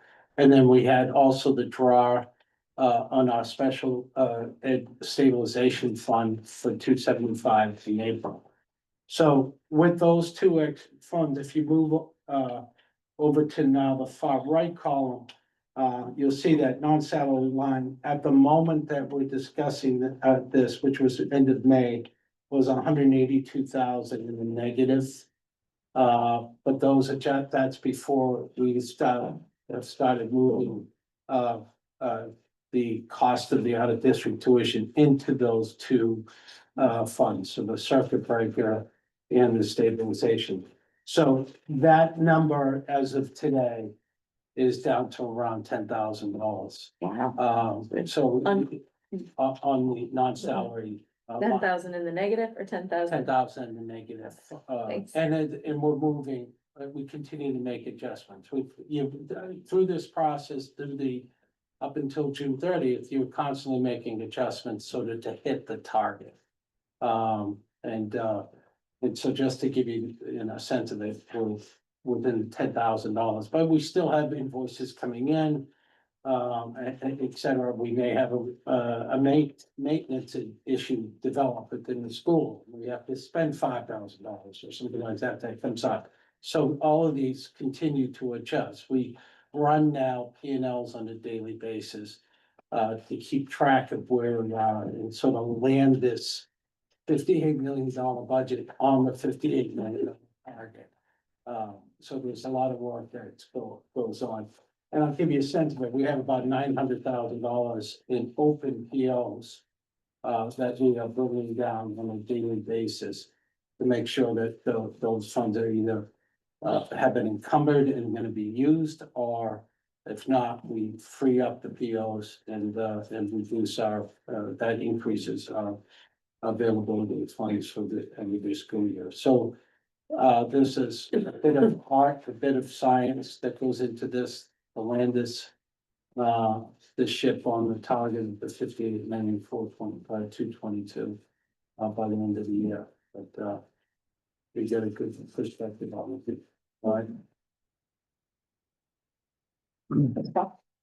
All right, if there are questions or comments, we'll start on the left this time. Thanks, Paul. No, thank you. No, thank you. Okey-doke. I like my system. Everybody's quiet. Okay, I'm only kidding about that, of course. Next item on the agenda would be an update from the Building Needs Task Force. I believe Sue and Melissa are going to talk on that. Yes, I'm gonna take it this week. I jotted a few things down just to keep my brain on track, and if there's any specific questions, I brought my packet with me. The Building Needs Task Force met May 28th from 6 to 7:30. On the agenda was to approve and act on minutes from 4/29/25, discuss the timeline for Building Needs Task Force, review the NASDAQ report, and review, consider, and act on options. The amendment from the school committee meeting from 5/27 was acknowledged. After lots of discussion and input from all members, a motion was made to recommend 8 to 12 at the high school, 8 members in favor, 2 not in favor. And the motion carried, and of course it was seconded. I didn't put that in. A second motion was made to recommend Lawrence to hold 5 to 7, grades 5 to 7 with the same 8 yay and 2 nay. A third motion was made and seconded upon completion of the renovation at Lawrence to return Morse Pond to the town. This was approved unanimously. Dr. Antonucci opened discussions regarding the NASDAQ report. 1 remained on the table, 2 and 4 were off the table, 3, 5, 6, and 8 were removed, and 7 remains. A motion was made to remove 2, 3, 4, 5, 6, and 8, and to consider option 1 and 2 and any other recommendations forthcoming. This passed unanimously. Dr. Antonucci suggested to begin the preschool talks at the next meeting. Additional dates were set and the meeting adjourned at 7:05. questions? Okay. We're starting in the middle, so I have no question. Being present. it would be. I have one question.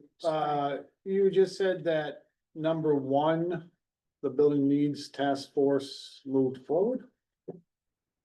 Nope, I said, 1 was to remain on the table, 2 and 4 were off the table.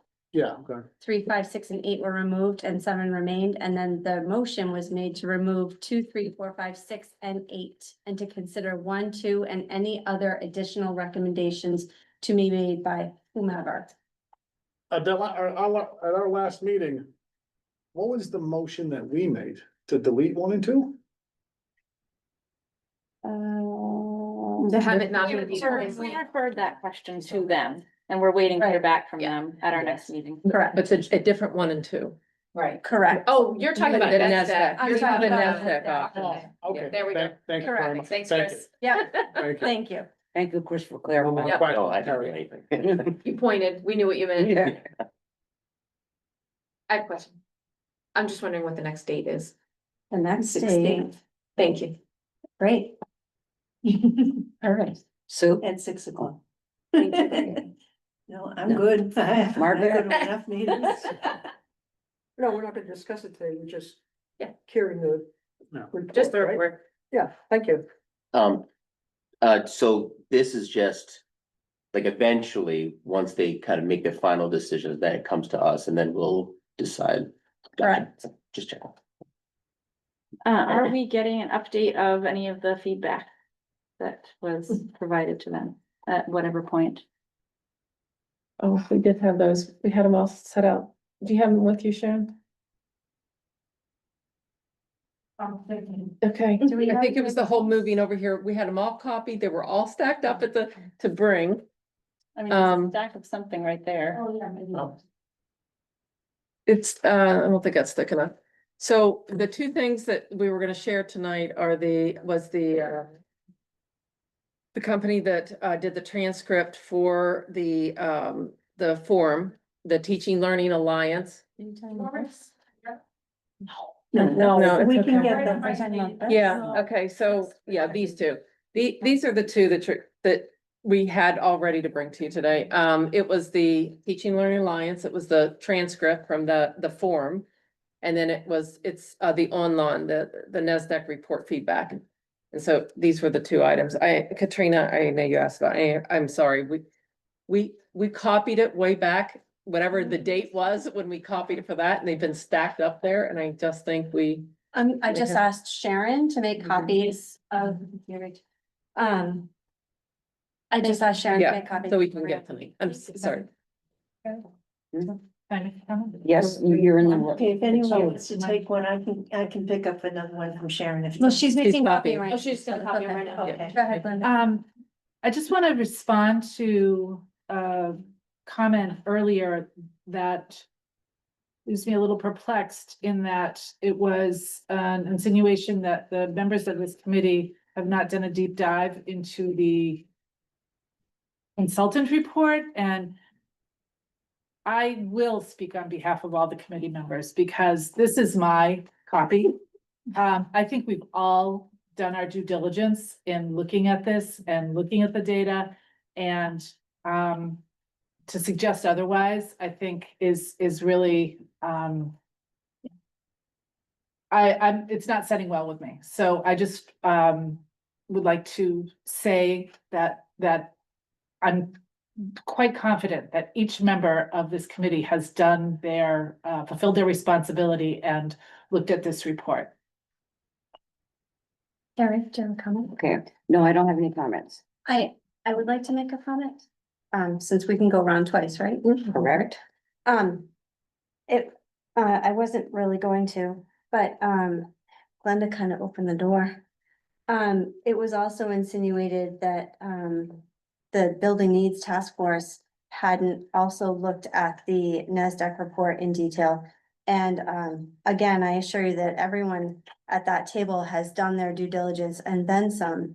And Dr. Antonucci made a great comment, at our last meeting that the reason why we're able to move along as swiftly as we are is because people do their homework before they come to that meeting. So I just want to say that out loud, and it's not, there's nothing behind it other than I do my homework. And I think the people that come to that table, this table, other tables, that want to really make an effort, do their homework. So that's all. Anybody else? With a Yeah, comment? I want a clarification. I thought Chris said that when I thought they sent us two decisions they had made, or is this not their final decision? No, they have made the decision. They have, yeah, the five, yeah, because They have made decisions. It's just that's not not their, what I their thought. full, it's not everything yet. okay, yeah, but They're, they have. as made they're two- making decisions, They they're have, moving along. they've made two decisions. Yes, that yeah. They want to send. Three. So I wanted to- yeah. Three decisions, Melissa. Okay, I'm happy to read them if everybody would like that. Is that helpful, Terry, Margaret? no, I know what they were, but I thought I Sure. heard that when they made the decisions, and I want to be clear that I thought they had made decisions. Correct, we That's have all. made decisions. I just think the difference is that when they made their first decision about Lawrence, we had to act because if we were gonna submit so now we're not under that same time constraint, was it. so, yeah. That wasn't my point. Oh, okay, sorry, I was guessing. Can I just ask, does the information from the online form, does that include the narrative responses as well, or is it just the little, the bubble survey No, question? it's all the narrative. It's all the narrative. It's all the. Thank you. Chris? Just real quick, are we, like the feedback that we're getting, are we kind of considering that, or is that mainly coming from the building needs? I'm kind of just looking more for clarification on the process, if, like, are we kind of looking at the feedback from like the forums, in the helps of us making a decision, or are we, when the building needs has made their final decisions, are they gonna present this to us with their kind of reasoning behind it, where it's just for us to make a decision based on what the work that they've done and the research they've done and the feedback that they've taken into account, as opposed to us also kind of looking at feedback and kind of just trying to understand that process, just so I'm a little more clear.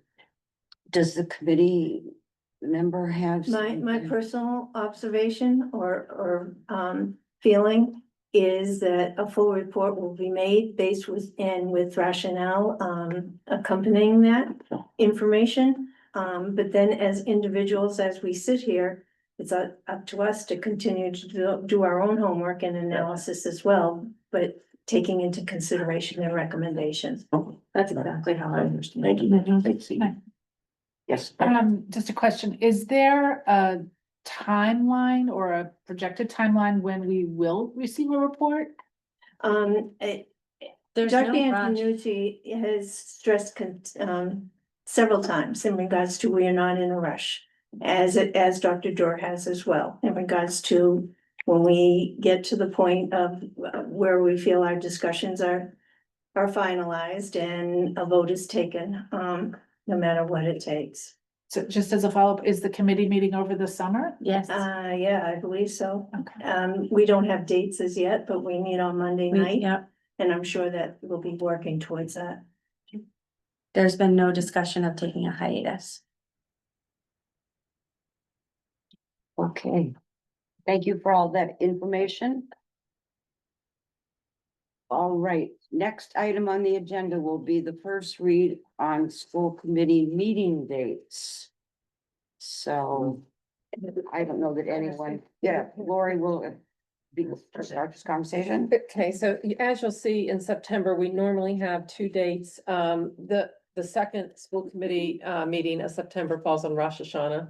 And so that's why there's only one September. We still have two October and November. We always have one in December. In the end, after the entire schedule, it's the same number of meetings as every other year. It's just lighter on the front half and heavier on the second half. Sometimes, and this year, we only had one February meeting. You can see there's two. So every year because of how the calendar falls on the second and the fourth, Tuesdays. But basically it's the same number. So I just wanted to let you know that, you know, the September kind of stands out, but I wanted you to know why. Thank you.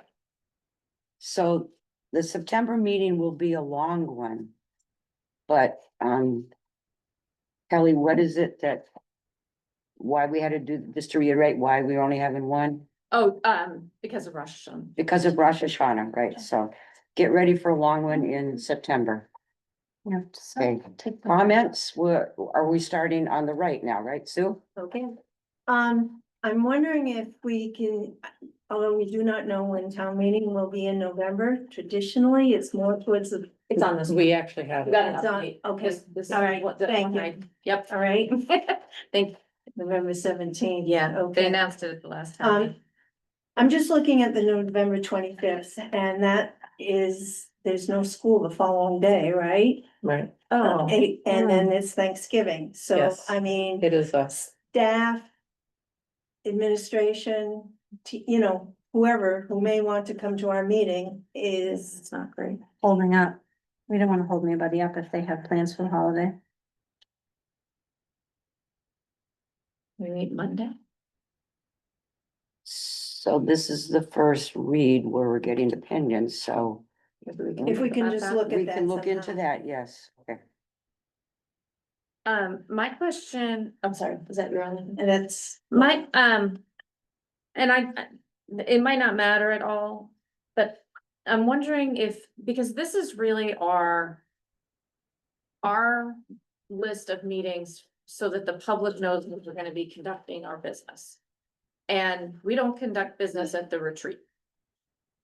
So I don't know that it should be on there. And it's also a meeting that we're beholden to oftentimes people coming in and facilitating or offering a training of some kind. And every time we because whenever we make an edit to this, we have to vote on it because it's the schedule that is available so the public knows what we're doing. So that's my 2 cents on that. We don't conduct business at that meeting, so I don't think it should be on here. Is that the August 12th we're talking about? Yeah. Okay. Mike? I want to piggyback on what Sue said. I liked what she said. That's I got a your first. back for now, Sue. That's a Yeah. first, we gotta. No, we gotta, it's short-lived, hope me. you admit. I know. The November 25th and December 9th meetings, and I know this is first read, but if we shift those back a week, then we would have 2 in December. But right now we only have, I don't know if that, I'm just throwing it out there. If we don't want to do it on that Tuesday night, there seems to be some wiggle room in December. Like the Tuesday after Thanksgiving, you bump it, when you say, November You meant- 25th, bump it to December 2nd, That's and then what I bump meant. 9 and bump the 9. I didn't know if you to- meant bumping it backward I or don't forward. know what We got those you. words, yeah, I but know. you know what I'm saying. A Okay, week now. later Yep. for both of Week later. those. That's just my, So. That would solve that problem. yeah. Earlier. and So then- I My just, dance card's calling just. I just wanna say, generally, the reason we put it this way is because, you know, on the town website says that the school committee meets on the second I and know. fourth Tuesday. Yeah. We can maybe ask them to change that or whatever, but I think people get in their mind that that's a, I'm not saying not to change it, I just wanted to put that out there for you to think I've about. done that No, too. it's Well, I'm true. just like, oh, it's the first Tuesday, I'm good. Yeah. But yeah. Okay, moving around the table, Glenda? No, I don't have any comments. I'm just glad next year that we do not have a meeting on my birthday, because our next Me meeting, neither. June 24th is my birthday, so I'm glad it's June 23rd next year. It's my I feel that, birthday it was too. my birthday last year. It's my birthday too. Oh, what, the 24th? Yeah. Oh. Kidding. Yeah. I'll stay on track. No, No problem. okay, thank you very much. If you think of anything, it's hard when you kind of first. Yeah. It's so much strike. I mean, I looked at it already and I said, I missed the thing about the December, November being right close to vacation time. Terry, I just want to make a little notation. It says on here that it's been approved by the school committee. It has not. It just, I know that it's just our first read, but it says on the paper that it was approved by school Yeah. committee. Oh, it usually has the date. The date, though. Yeah. Underneath it, it usually says the Correct. date. I just Yeah. want to point that out. Right. That's all. It's not. Okay, We'll add the date when you do that. Thank you. All those good little points to look at. Okay, the next item on the agenda is the school committee assignments and subcommittees. Could I preface a little bit on this? I looked around what's recommended by Mask, and I did an AI search that gives you a general thing, and I looked at some schools, and Mask kind of says it's good for committee members to be on 2 to 4 meetings, so, or 2 to 4 committees, so I said, okay, 3, that's in the middle. And also, the student advisory subcommittee has to be, it's state regulation, it now has to be a standing committee, it's no longer a subcommittee. I'm sorry, which one? The student advisory Oh, okay. is now a standing committee. Oh. And the other recommendations for membership for members in general was that each member be on at least one standing committee. So I put that together. I considered open meeting laws, not having too many members, and then I tried to honor people's first request. It always didn't work that way. Margaret had asked a question about did you? I sent an email saying that Yeah. the wellness committee does not have it has an alternate, but it doesn't have, it's not there, and I'm not on any liaison committee. So I assume, and made assumptions are bad. Huh? You're on You're on DEI. EIB. Yeah, as an alternate. No, No, you're the only name. then you're the only name there, Margaret. It's listed twice. I think that's what she sees. Sorry Okay. to speak out. Where So is it? Oh, one is the town Mm, advisory committee and yes. the other one is the school. thank you. Yes. Yeah. EIB. We put the town committee. It was called affirmative action, but they changed their Okay, so name. that's the town That's the committee. first. Okay, Yes. still, the health committee is missing. No, health and Stu safety? is on that.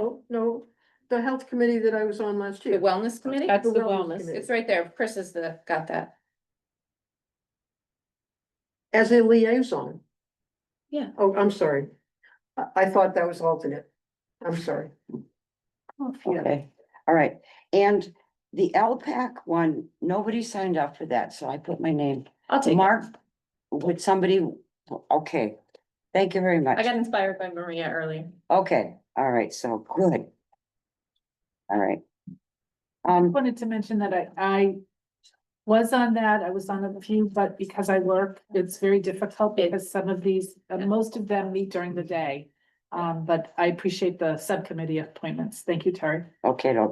Also one other little edit, if you go up to the VIPS board member, just end at the word member. The rest of that is not relevant anymore. Okay, just VIPS board member, period. I want to say thank you to Margaret for last year. She was on so many committees and we appreciate it and we appreciate it. I just wanted to ask, people work and the student advisory committee is a subcommittee meets during the morning. So I want to make sure that people who are on that committee realize their commitment to when it meets, It's 10 o'clock in the morning. 10 o'clock in the morning. Okay. Mike. My job's not that important. I'll be there. Okay. You know, there's no TV. I don't care. They can see it. They know how I feel. Terry, I had one more when you have to. Okay. I had a question as well. Sure. Did I get somebody got me out of the loop here, but that's. Yeah, I don't know. I don't know who did. All of these are rotating as far as I can tell, except for you being on Cape Cod Collaborative. And the school building needs. Negotiation stays the same too. No, I mean of the subcommittees. But nobody Negotiations, not the same. else asked for the collaborative. No, my point being that, I understood that all of these rotate and that we move around, and my question is, why is the school building needs committee still Susan and Melissa, and it has not been rotated? Okay, I made the decision that those people have all the data in their notebooks. They've been involved in it all. It's still ongoing work. So if somebody new went in, they would have to go back and learn all the stuff that's been compiled. So for the sake of bookkeeping, for the sake of data, availability that they've been through, I left them there. Can I make a further note, which is that we are, as they are our committee, we've all been involved with the work they're doing. I feel confident that all of us would be able to catch up if we have not already been caught up. And my second point is that if it's an ongoing committee and we don't know when it's going to end, Susan's term ends after this coming year. There's a chance that the Building Needs Committee will still be carrying on. And so if we have this continuity as our goal, that could be broken in any case. And so in my mind, it makes better sense to rotate people through as we do with every other subcommittee and give every, new people a chance to be involved with the work that the Building Needs Task Force is doing, since they are our advisory committee. Terry, could I just make a comment that I was gonna hold till the end that I completely forgot to mention? Okay, is it relevant to this? It is. Sure, go ahead. So, at the end of the building, although we said that, Dr. Antonucci did not want to rush with anything, there was a comment made that, that I had forgotten about, that it said, at the next meeting discussions will be to continue or adjourn after the preschool discussions that will be happening at the next meeting. Does that make sense? So while he's not rushing, he's also projecting that we may be wrapping up at that point as well. So I don't know, I failed to mention that, and I was going to mention it at the end, but with Katrina's comments, I feel like that should be made. I should have said that during the building needs update, and I apologize. Yes, Are we? go right ahead. I think I got out of line. Okay. I just wanted to remind that per our policy, it's up to the chair in terms of making subcommittee appointments and other committee appointments. So although it may be a courtesy to rotate, or not, it's really up to the discretion of the chair, and I think we have to abide by our policy. Okay, which I gave my reasons for, and I did, yes. Since in fact, two members have been on the subcommittee, the task force, I think it would be difficult to all of a sudden move two new people into a task force. This has been, people on this committee have been on the task force, and the task force is a process, an ongoing process. Okay, but I would also like to say that although the chair does have the discretion, there is a discussion, and we really approve this or don't approve it. Approved at the school committee meeting. Okay, so we really do, but I certainly don't think it's appropriate to take people off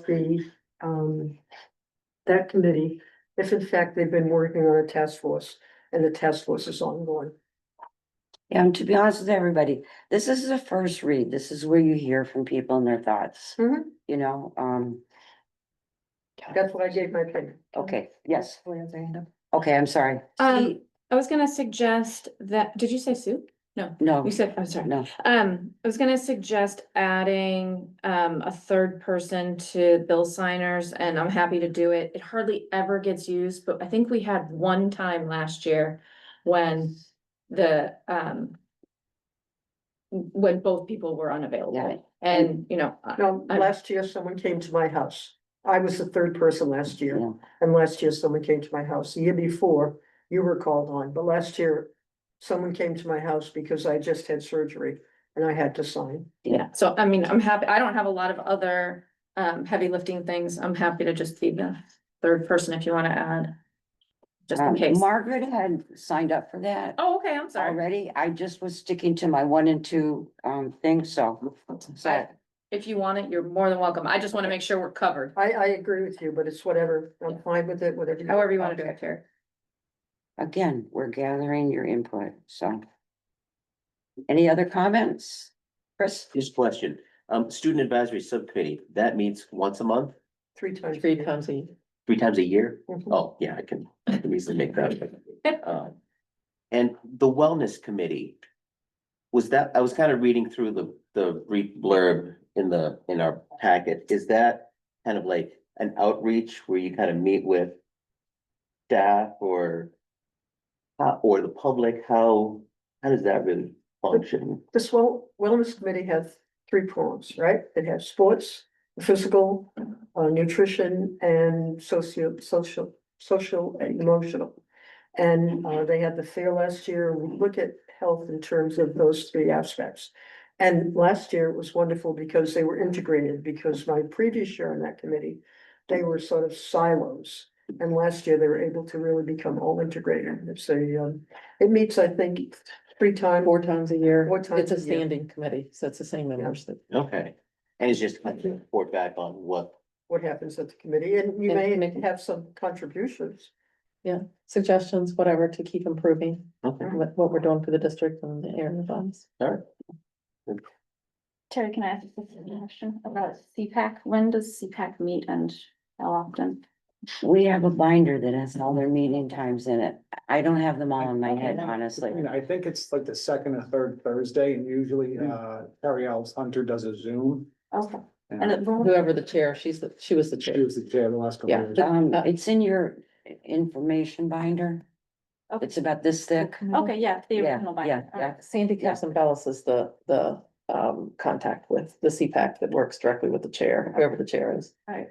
And they vote the chair each year. It's been Terry. It's been Terry for a couple of years. Yeah. I'm sure she wanted to continue, but. Margaret? I guess why I got confused was when I saw liaison, in my head, I would think is have alternate. And I really think it's important for all of the liaisons to have an alternate, because having been on committees, there are times when people cannot attend. And I believe there should only be 1 person on committee. I accept that notion. But I think it's important to have alternates for all of the liaison committees so that we, as the school committee, get reports from every committee. Okay, That's just my suggestion. that's what we're here for. That's what we're here for. If I sent out a list, would everybody pick a committee to be an alternate for? Sure, I don't mind doing that. It doesn't take really long, really. Okay, so I'll send that out to you, and anybody that would fill in to be an alternate. Thank you. Is it for Okay. the subcommittees as well as the assignments, or all, is it for all of them, or? Liaison. Just the liaison, okay, so Yeah. Okay. Chris? I think the wellness committee was probably something different than I was picturing, so I'm not sure if there's anyone else that wants to be the main person for wellness. Like, I'm happy to be maybe an alternate, just to put that out there. Okay, anything that you would like reconsidered, send it my way. That's the purpose of this, okay? All right. Any other comments or things? And if you think anything, you can email me, okay? All right. Moving along. Okay. This is to act on the school handbooks. Is there a motion for this agenda item? I'll make a motion, a second. Okay. After the motion comes discussion. Where do we starting? Is it the left side? No, I started left. I think it's over here, so Back to the right side, okay, I'm already failing at my time. okay. I don't have anything, thanks. This is about the handbook, correct? Correct. All right, I made my comments last time. And, I will reiterate, I don't agree with the punishments for, school dress code and or, cell phone use. I don't think the punishments match up other, punishments we have in the district, and I cannot vote for it based on that. Melissa?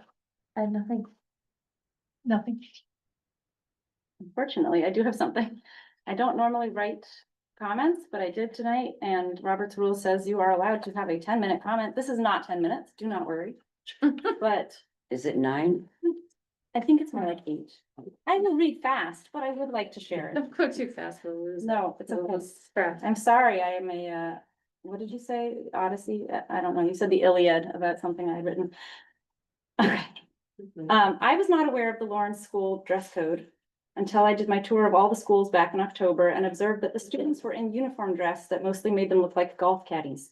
It seemed a bit odd to me that only one school had this dress code, but I did not think much about it again. In January, a member of the community approached me wanting to bring her concerns to the policy subcommittee. Since then, I have researched and questioned and listened and observed everything I can about this topic in an effort to understand the issue. As a school committee member, I am prohibited by policy from contacting staff members directly, but I have had the opportunity for spontaneous informal conversations with 3 Lawrence staff members and 7 parents of current or past Lawrence students. All but one of these parents and teachers have been in favor of the dress code. By my count, the school committee has received emails from, it changed since I wrote this, so I think 18 individuals on this topic, mostly parents and a couple of students and teachers.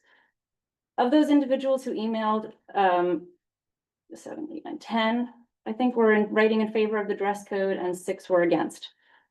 The principal of Lawrence presented on this topic at our last meeting and shared that out of his 92 total staff members, 60 of them recently responded to a survey asking if they were in favor of the dress code or not. 85% said that they were in favor and 15% said no. This is a remarkable number of staff to be in agreement on any topic. When it comes to student feedback, I have spoken to a handful of sophomore and junior high school students during student advisory who said that while they disliked the dress code at the time, they can now look back 2 or 3 years later and see the benefits. The only other student input I have seen has come from a community member survey, which has been circulating in the last month asking for feedback about the dress code. From the most recent results that have been shared with the school committee on June 7th, 333 people had responded to the survey. You can only take the survey one time, so this number represents 333 individual account holders. Of that number, 166 of them were current Lawrence school students. When I calculate from the current total population, which I think is around 459, is that right? Something like that. 459 students, it appears that 36% of current Lawrence students have responded to this survey, and the results show that at least this 36% strongly dislike the dress code, feel that it causes stress, and that the clothing is uncomfortable. The majority of adults I have heard from seem to be in favor of this dress code because it streamlines and simplifies their interactions with their children and students during an otherwise complex time of adolescent life. The dress code eliminates many of the difficult daily choices about individual expression that make adolescence so challenging, and they feel it reduces opportunities for stressful conflicts over fashions and undesirable clothing preferences, as well as eliminating perceived societal inequities as expressed through clothing. Of course, clothing is not the only way to show wealth and social status. Coming to school with a $45 water bottle, the latest iPhone model, and a pair of trending shoes can express just as much privilege as brand label clothing, and for this reason, it seems unlikely that even a dress code as comprehensive as this revised and expanded 4-page policy can create an equitable environment. As I said during my comments on May 27th, this dress code is not reflective of the clothing that is worn by the adults all around this community who are modeling success for these kids.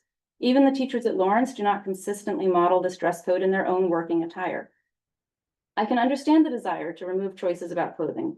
There's something appealing about having all solid colors with no logos or graphic images to distract you when you look across a sea of students.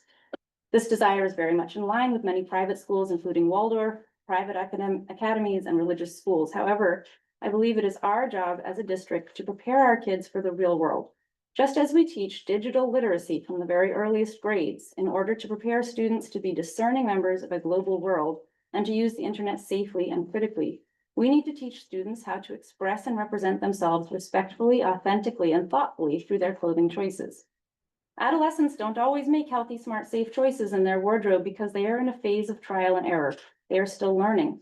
I have seen some limited evidence that suggests that by removing the opportunity to practice and refine their self-expression during these 2 formative years, kids in our district are actually set back and unprepared when they enter high school. One current high school student who emailed the school committee described how confusing it was to enter the high school after 2 years of restricted dress and try to figure out what to wear without any sense of her classmates' fashion culture.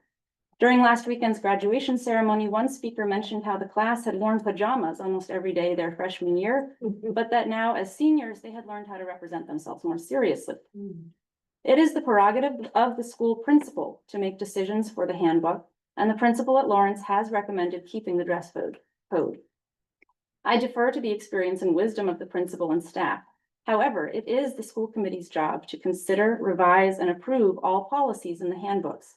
And I have taken this job seriously and do not believe that it is a ceremonial gesture. As an elected member of the school committee, I represent all of the constituents in this town. In this instance, the constituents who will most directly be impacted by this uniform policy are the ones who are required to wear it, the students. I believe that at its heart, the goal of this dress code is to encourage students to take themselves and each other more seriously, act and dress respectfully, and take responsibility for their own actions. But how can these students learn concepts of consent, tolerance of differences, respect for others, and ownership of their actions if they are deprived of the opportunity to practice and receive constructive feedback during their daily life in the relatively safe community of their peers and mentors? This revised policy changes the language from a recommendation to a requirement. And I expect that most families and students will not realize they can self-advocate for an exemption if they choose. I'm sorry, I'm very close now. Public school education is compulsory. I was reminded of this at last weekend's graduation ceremony when one of the class speakers joyfully exclaimed, "You guys, this is the end of our compulsory education."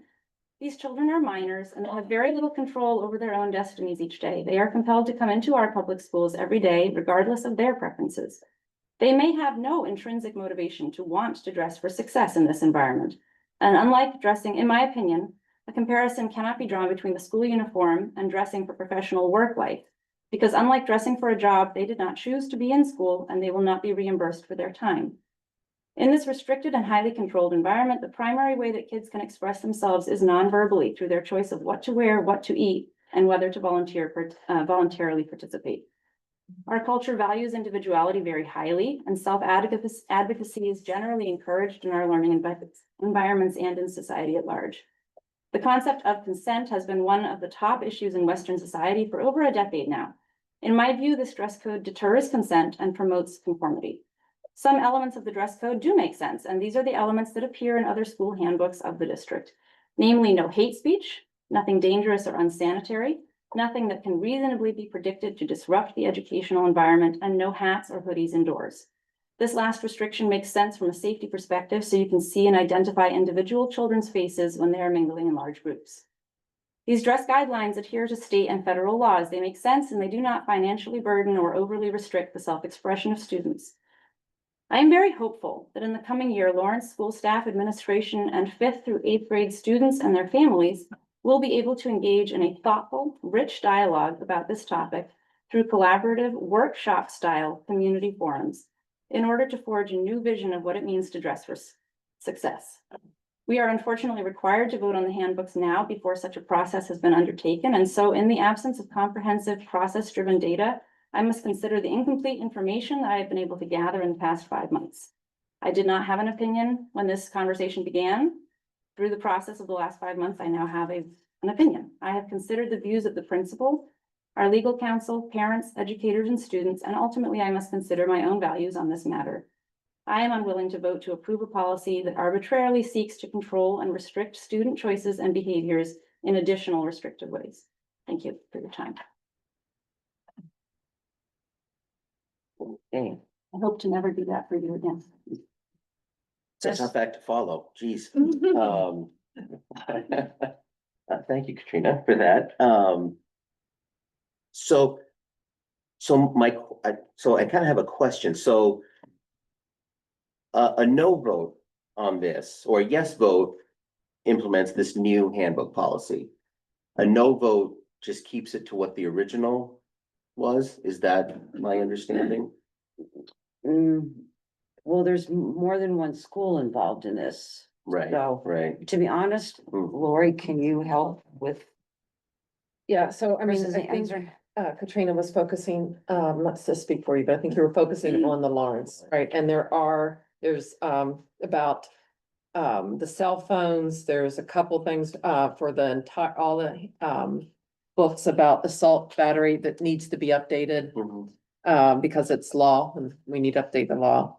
Then we have the cell phones. It's been a practice and it's been working. So the high school wants to put that in. Morse Pond made their changes. The high school has a couple changes for the dress code. Morse Pond and the elementary have some changes for the dress code. So, and I will take one more step to just mention at this time, since you asked the question. So you can give me the floor, I get to talk more, Chris. When we talked about the policy at the end, the policy JICA, it's in the handbook. It is, it's also in the policy manual, but it doesn't belong in the handbook. And so there's two things we want to discuss around that. Right now, tonight, we're just voting on the handbook. And we're saying, let's vote it out of there. And then I think the policy subcommittee should be taking that up. There's reasons why that policy doesn't apply to us or should be there, but the policy subcommittee can do it. And then there would be another vote at another time around that. This is just to remove a policy. I don't know why it was ever in a handbook. Why does that? Oh, because it's a policy, it doesn't belong in Well, the handbook? There's certain policies that are in a handbook, but it's like a repeat, right? You have a policy that's in the policy manual. You don't rewrite your policy to put into the handbook, right? In the handbook, it should be explaining the policy, not repeating a policy. And so that's what we've cleaned up here with all the language for the elementary. In absence of explaining for the elementary, that's just kind of been there. And so, like I told you with the handbooks, we keep taking sections and sections and trying to revise and improve. And that's there. So there's other stuff other than the Lawrence changes. To answer your question, yeah, I mean, if you don't vote the handbook, then these other things that need to be changed would not be changed. So unless it's a different motion, I guess. Can you vote sections? Like we That's do what I'm saying, unless I guess there's a different motion. I don't know. We've never done that before, but Yeah, I'll it's, defer, Chair. it's not an agenda item.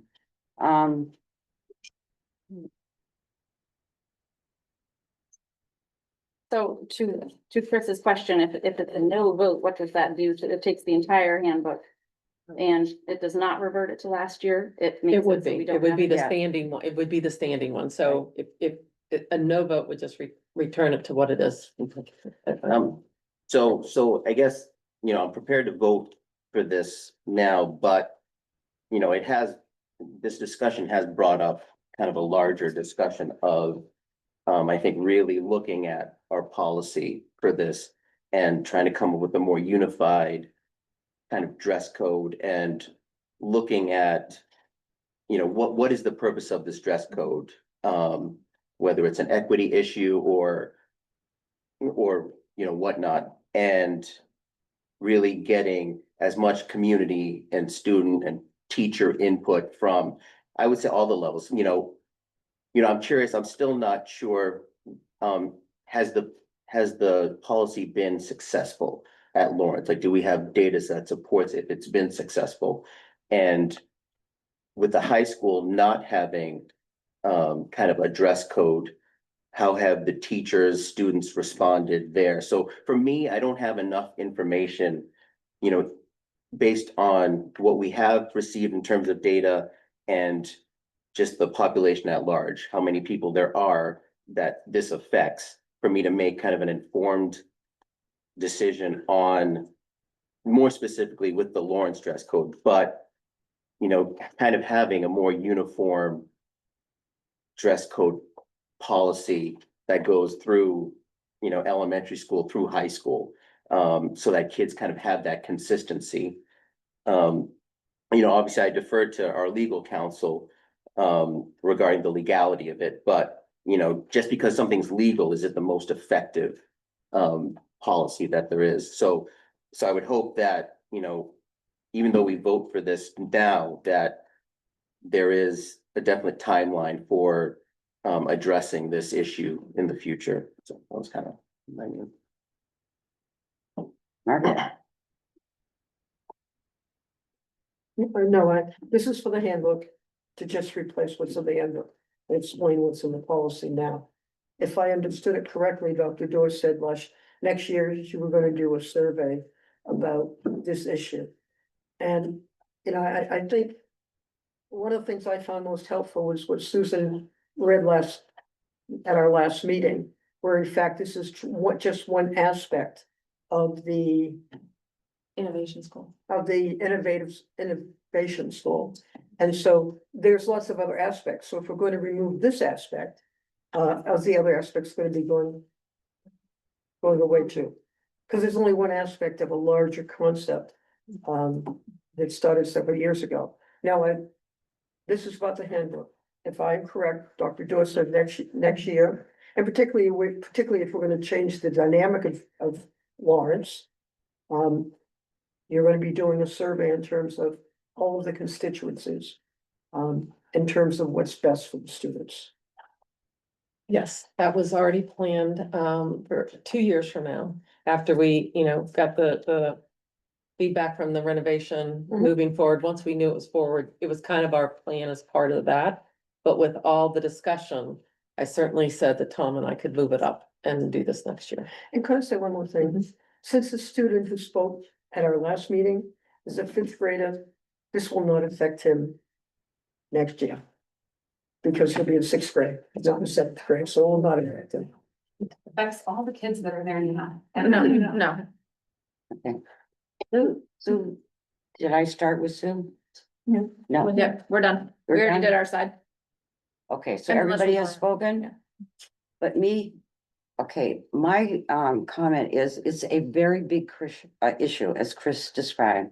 I remember when Rebecca Vieira was talking about the little green team, how it started small. And this discussion about all the levels and affecting all the kids, this thing has grown. And it's too big to say yes or no right now. So I'm believing we should leave it as it is right now, as the principal has recommended. And Lori has said already, the discussion that was going to be 2 years when we were doing the schools is moved ahead to next year. So it will be a much bigger discussion. We can and look at all things involved, because we're really making a decision on something that's very big. And I don't think we should change it until we've looked at all the parts of it. I mean, so I would vote, I would vote to accept it. Okay, that's my opinion. And now, anybody else have opinions? We're going around the second time, or is everybody done? I have a question, a clarification, and a possible other thing. A question I wanted to know, Lori, did you say that the policy JICA is in here because the elementary school has no explanation about a dress code, and that's why it exists in the handbook? It was here in place of an explanation. Now, the dress code is addressed in here. Because the elementary schools, the reason I'm asking is because the elementary school handbook still has policy JICA. That is not changed in our draft. That's what we're suggesting, that it comes out. I don't think the elementary school is in here. It's at the very end. It's struck. Second to last page, Morse Pond and Yeah, elementary schools. So that's what we're voting on. It doesn't say And the second- elementary, so it says Morse Pond, and then it says. And elementary. Oh, okay, I Yeah, missed that. and elementary. So if this comes out of the handbook, that policy JICA still exists in the policy. It does until you vote, right, until, the policy subcommittee decides to recommend it out, leave in or take it out. As I have to say though, since you're asking, the policy doesn't apply because it's an option for towns, and the town of Falmouth I'm not has, talking about 83. but that's the reference for that policy. Policy JICA was written by MASC, and statute 83. It was recommended, it's Is a model binding, recommended so- policy from Mask, but the policy reference from Mask Mhm. is Mass General Law, chapter 7183. And 83 is a local town option. Right, I got that. And We the don't. town of Falmouth has not adopted that option, so it doesn't apply. Clauses 62 and 63, I don't see 80, oh, 71, 83 at the end. Okay, I'm sorry, I missed that. But we can take that up in policy subcommittee. Okay, thank you. The clarification, Margaret, I think you were saying that you thought removing the dress code would affect the innovation grant. They're not connected. The dress code was not part of the innovation grant. It just came in at the same time. It was not required as part of the. It innovation was, grant. it was a part of the innovation. It was required. Yes. their plan that they submitted. Yeah. I thought we've talked about this so many times, and I thought we had said that you guys were told that. When the innovation first happened, it was part of the program. It was not a requirement for funding. Okay, Requirement, but it was voted on by the staff. Lumped in with everything. I think I was the only one that was sitting on the committee at the time. all right, thank you. Oh, Mike, I have a quick question, which, I don't know, just came up now. Innovation thing. I don't know what that is, but are we still an innovation school, or is the dress code the only thing left behind from that? no, other things are left They're all- behind, Okay. like you can alternate your scheduling, you could, there's other The things town that. were- government model. Yeah, The there's literacy things that things, I- literacy initiatives, all the things that Tom shared at the last meeting. Yeah, And then Susan read the detailed report from her phone. yeah. But it did expire, didn't it, in 2022? They are no longer an innovation school. Can I just point of clarification? We are just voting on what, and just correct me if I'm wrong, we are just voting on what will be in the student handbook next year. Yeah. We are not voting to change any policy. We're gonna revisit that next year. So this is only what is going to be in a student handbook. Am I correct in that?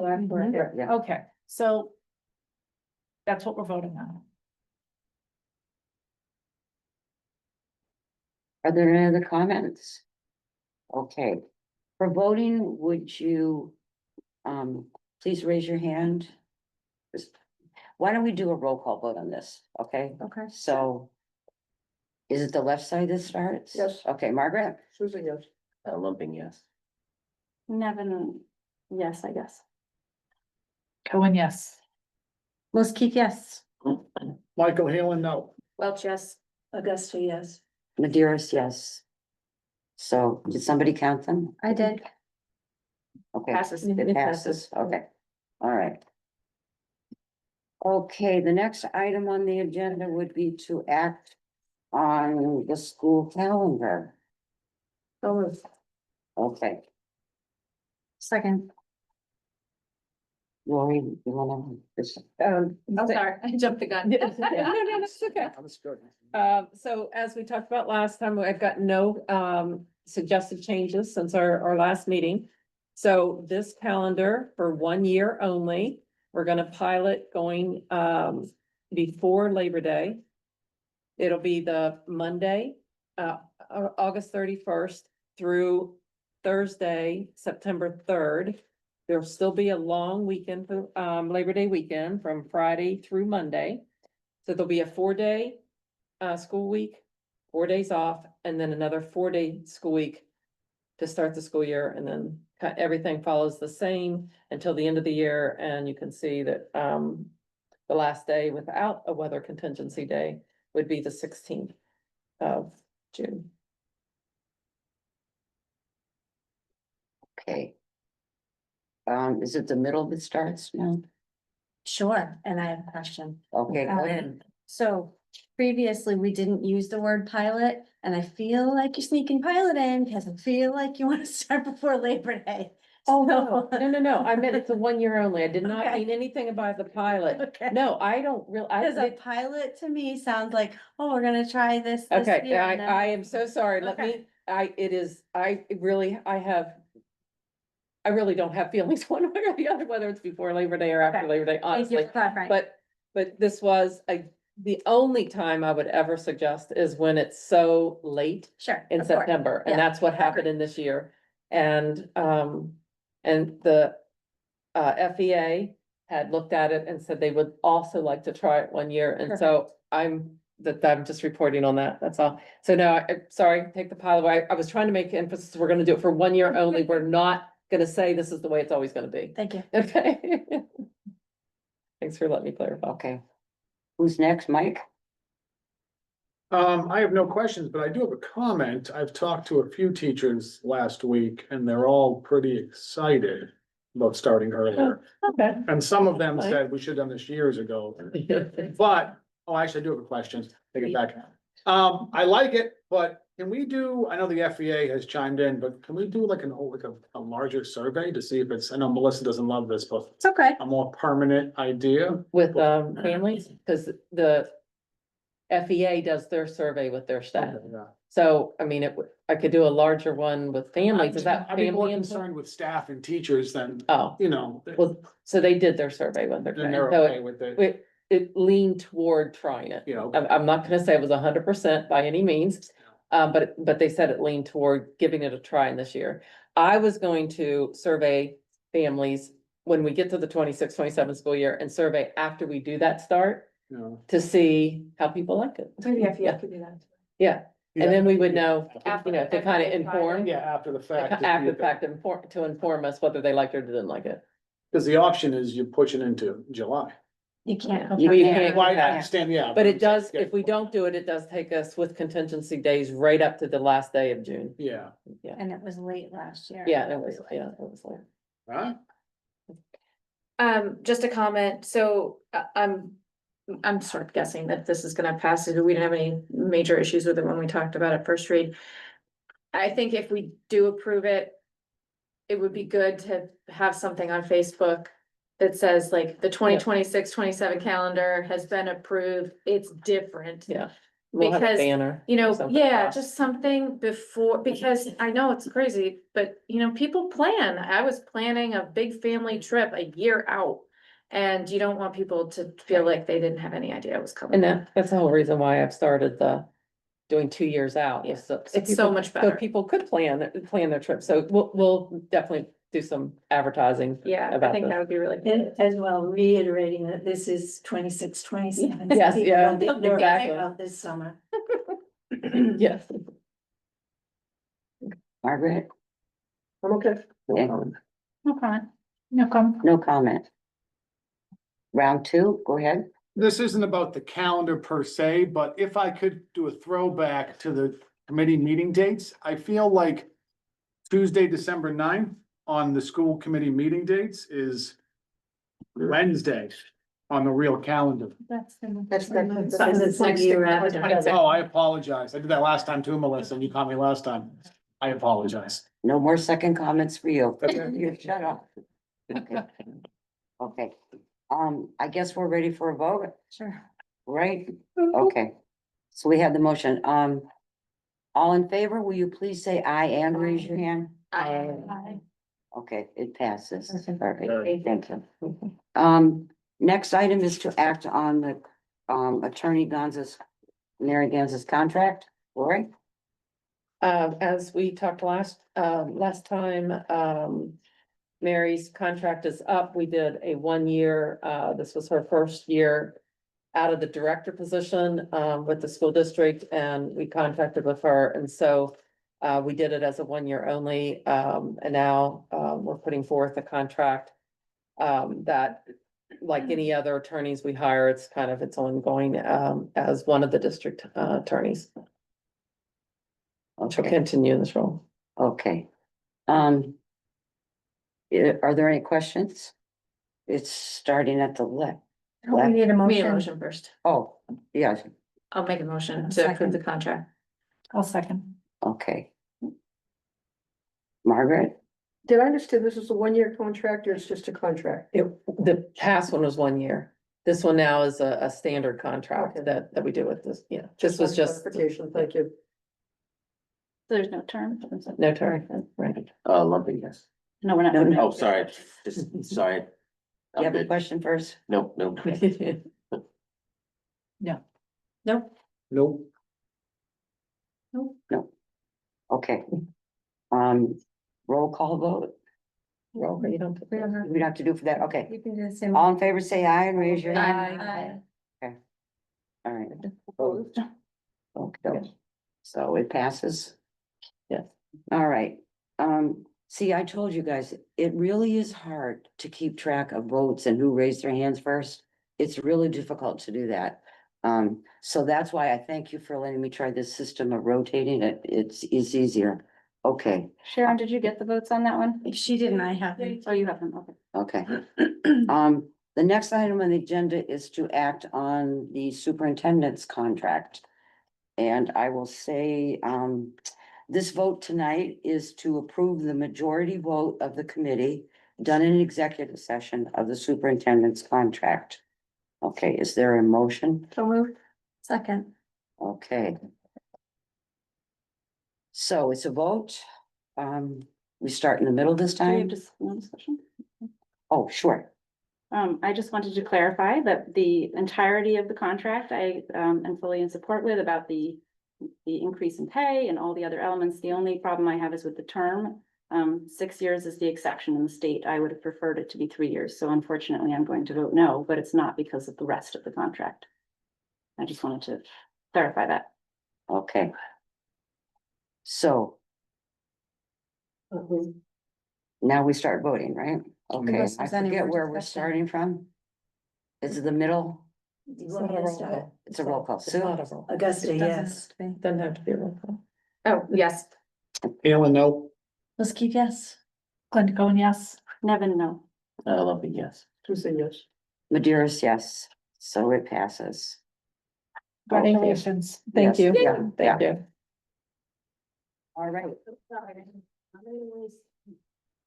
The next item on the contract, I'm getting tired, okay. On the agenda is routine business, which would be the minutes. So moved. Second. Sorry. I'm on a roll No, over you here. are. Is there any? I never, I never used to make motions. I'm Is catching there up. any? Okay, is there any discussion, any mistakes or anything? That's great. Okay, all those in favor say aye. Aye. Opposed, abstaining? Okay, now is, committee reports. Awesome. So first of all, contract negotiations is going swimmingly. We're moving right along. And the second is on the, senior breakfast and voter registration. Margaret, as I said, the photo, we had a great time chatting with the kids. They were amazing. So many of them said that they were already registered and they were grateful to know how to sign up for their absentee ballot. It was another great voter registration day. Mike? It is not a committee report, but I'm gonna say it anyway. The Lawrence School Choir and Band.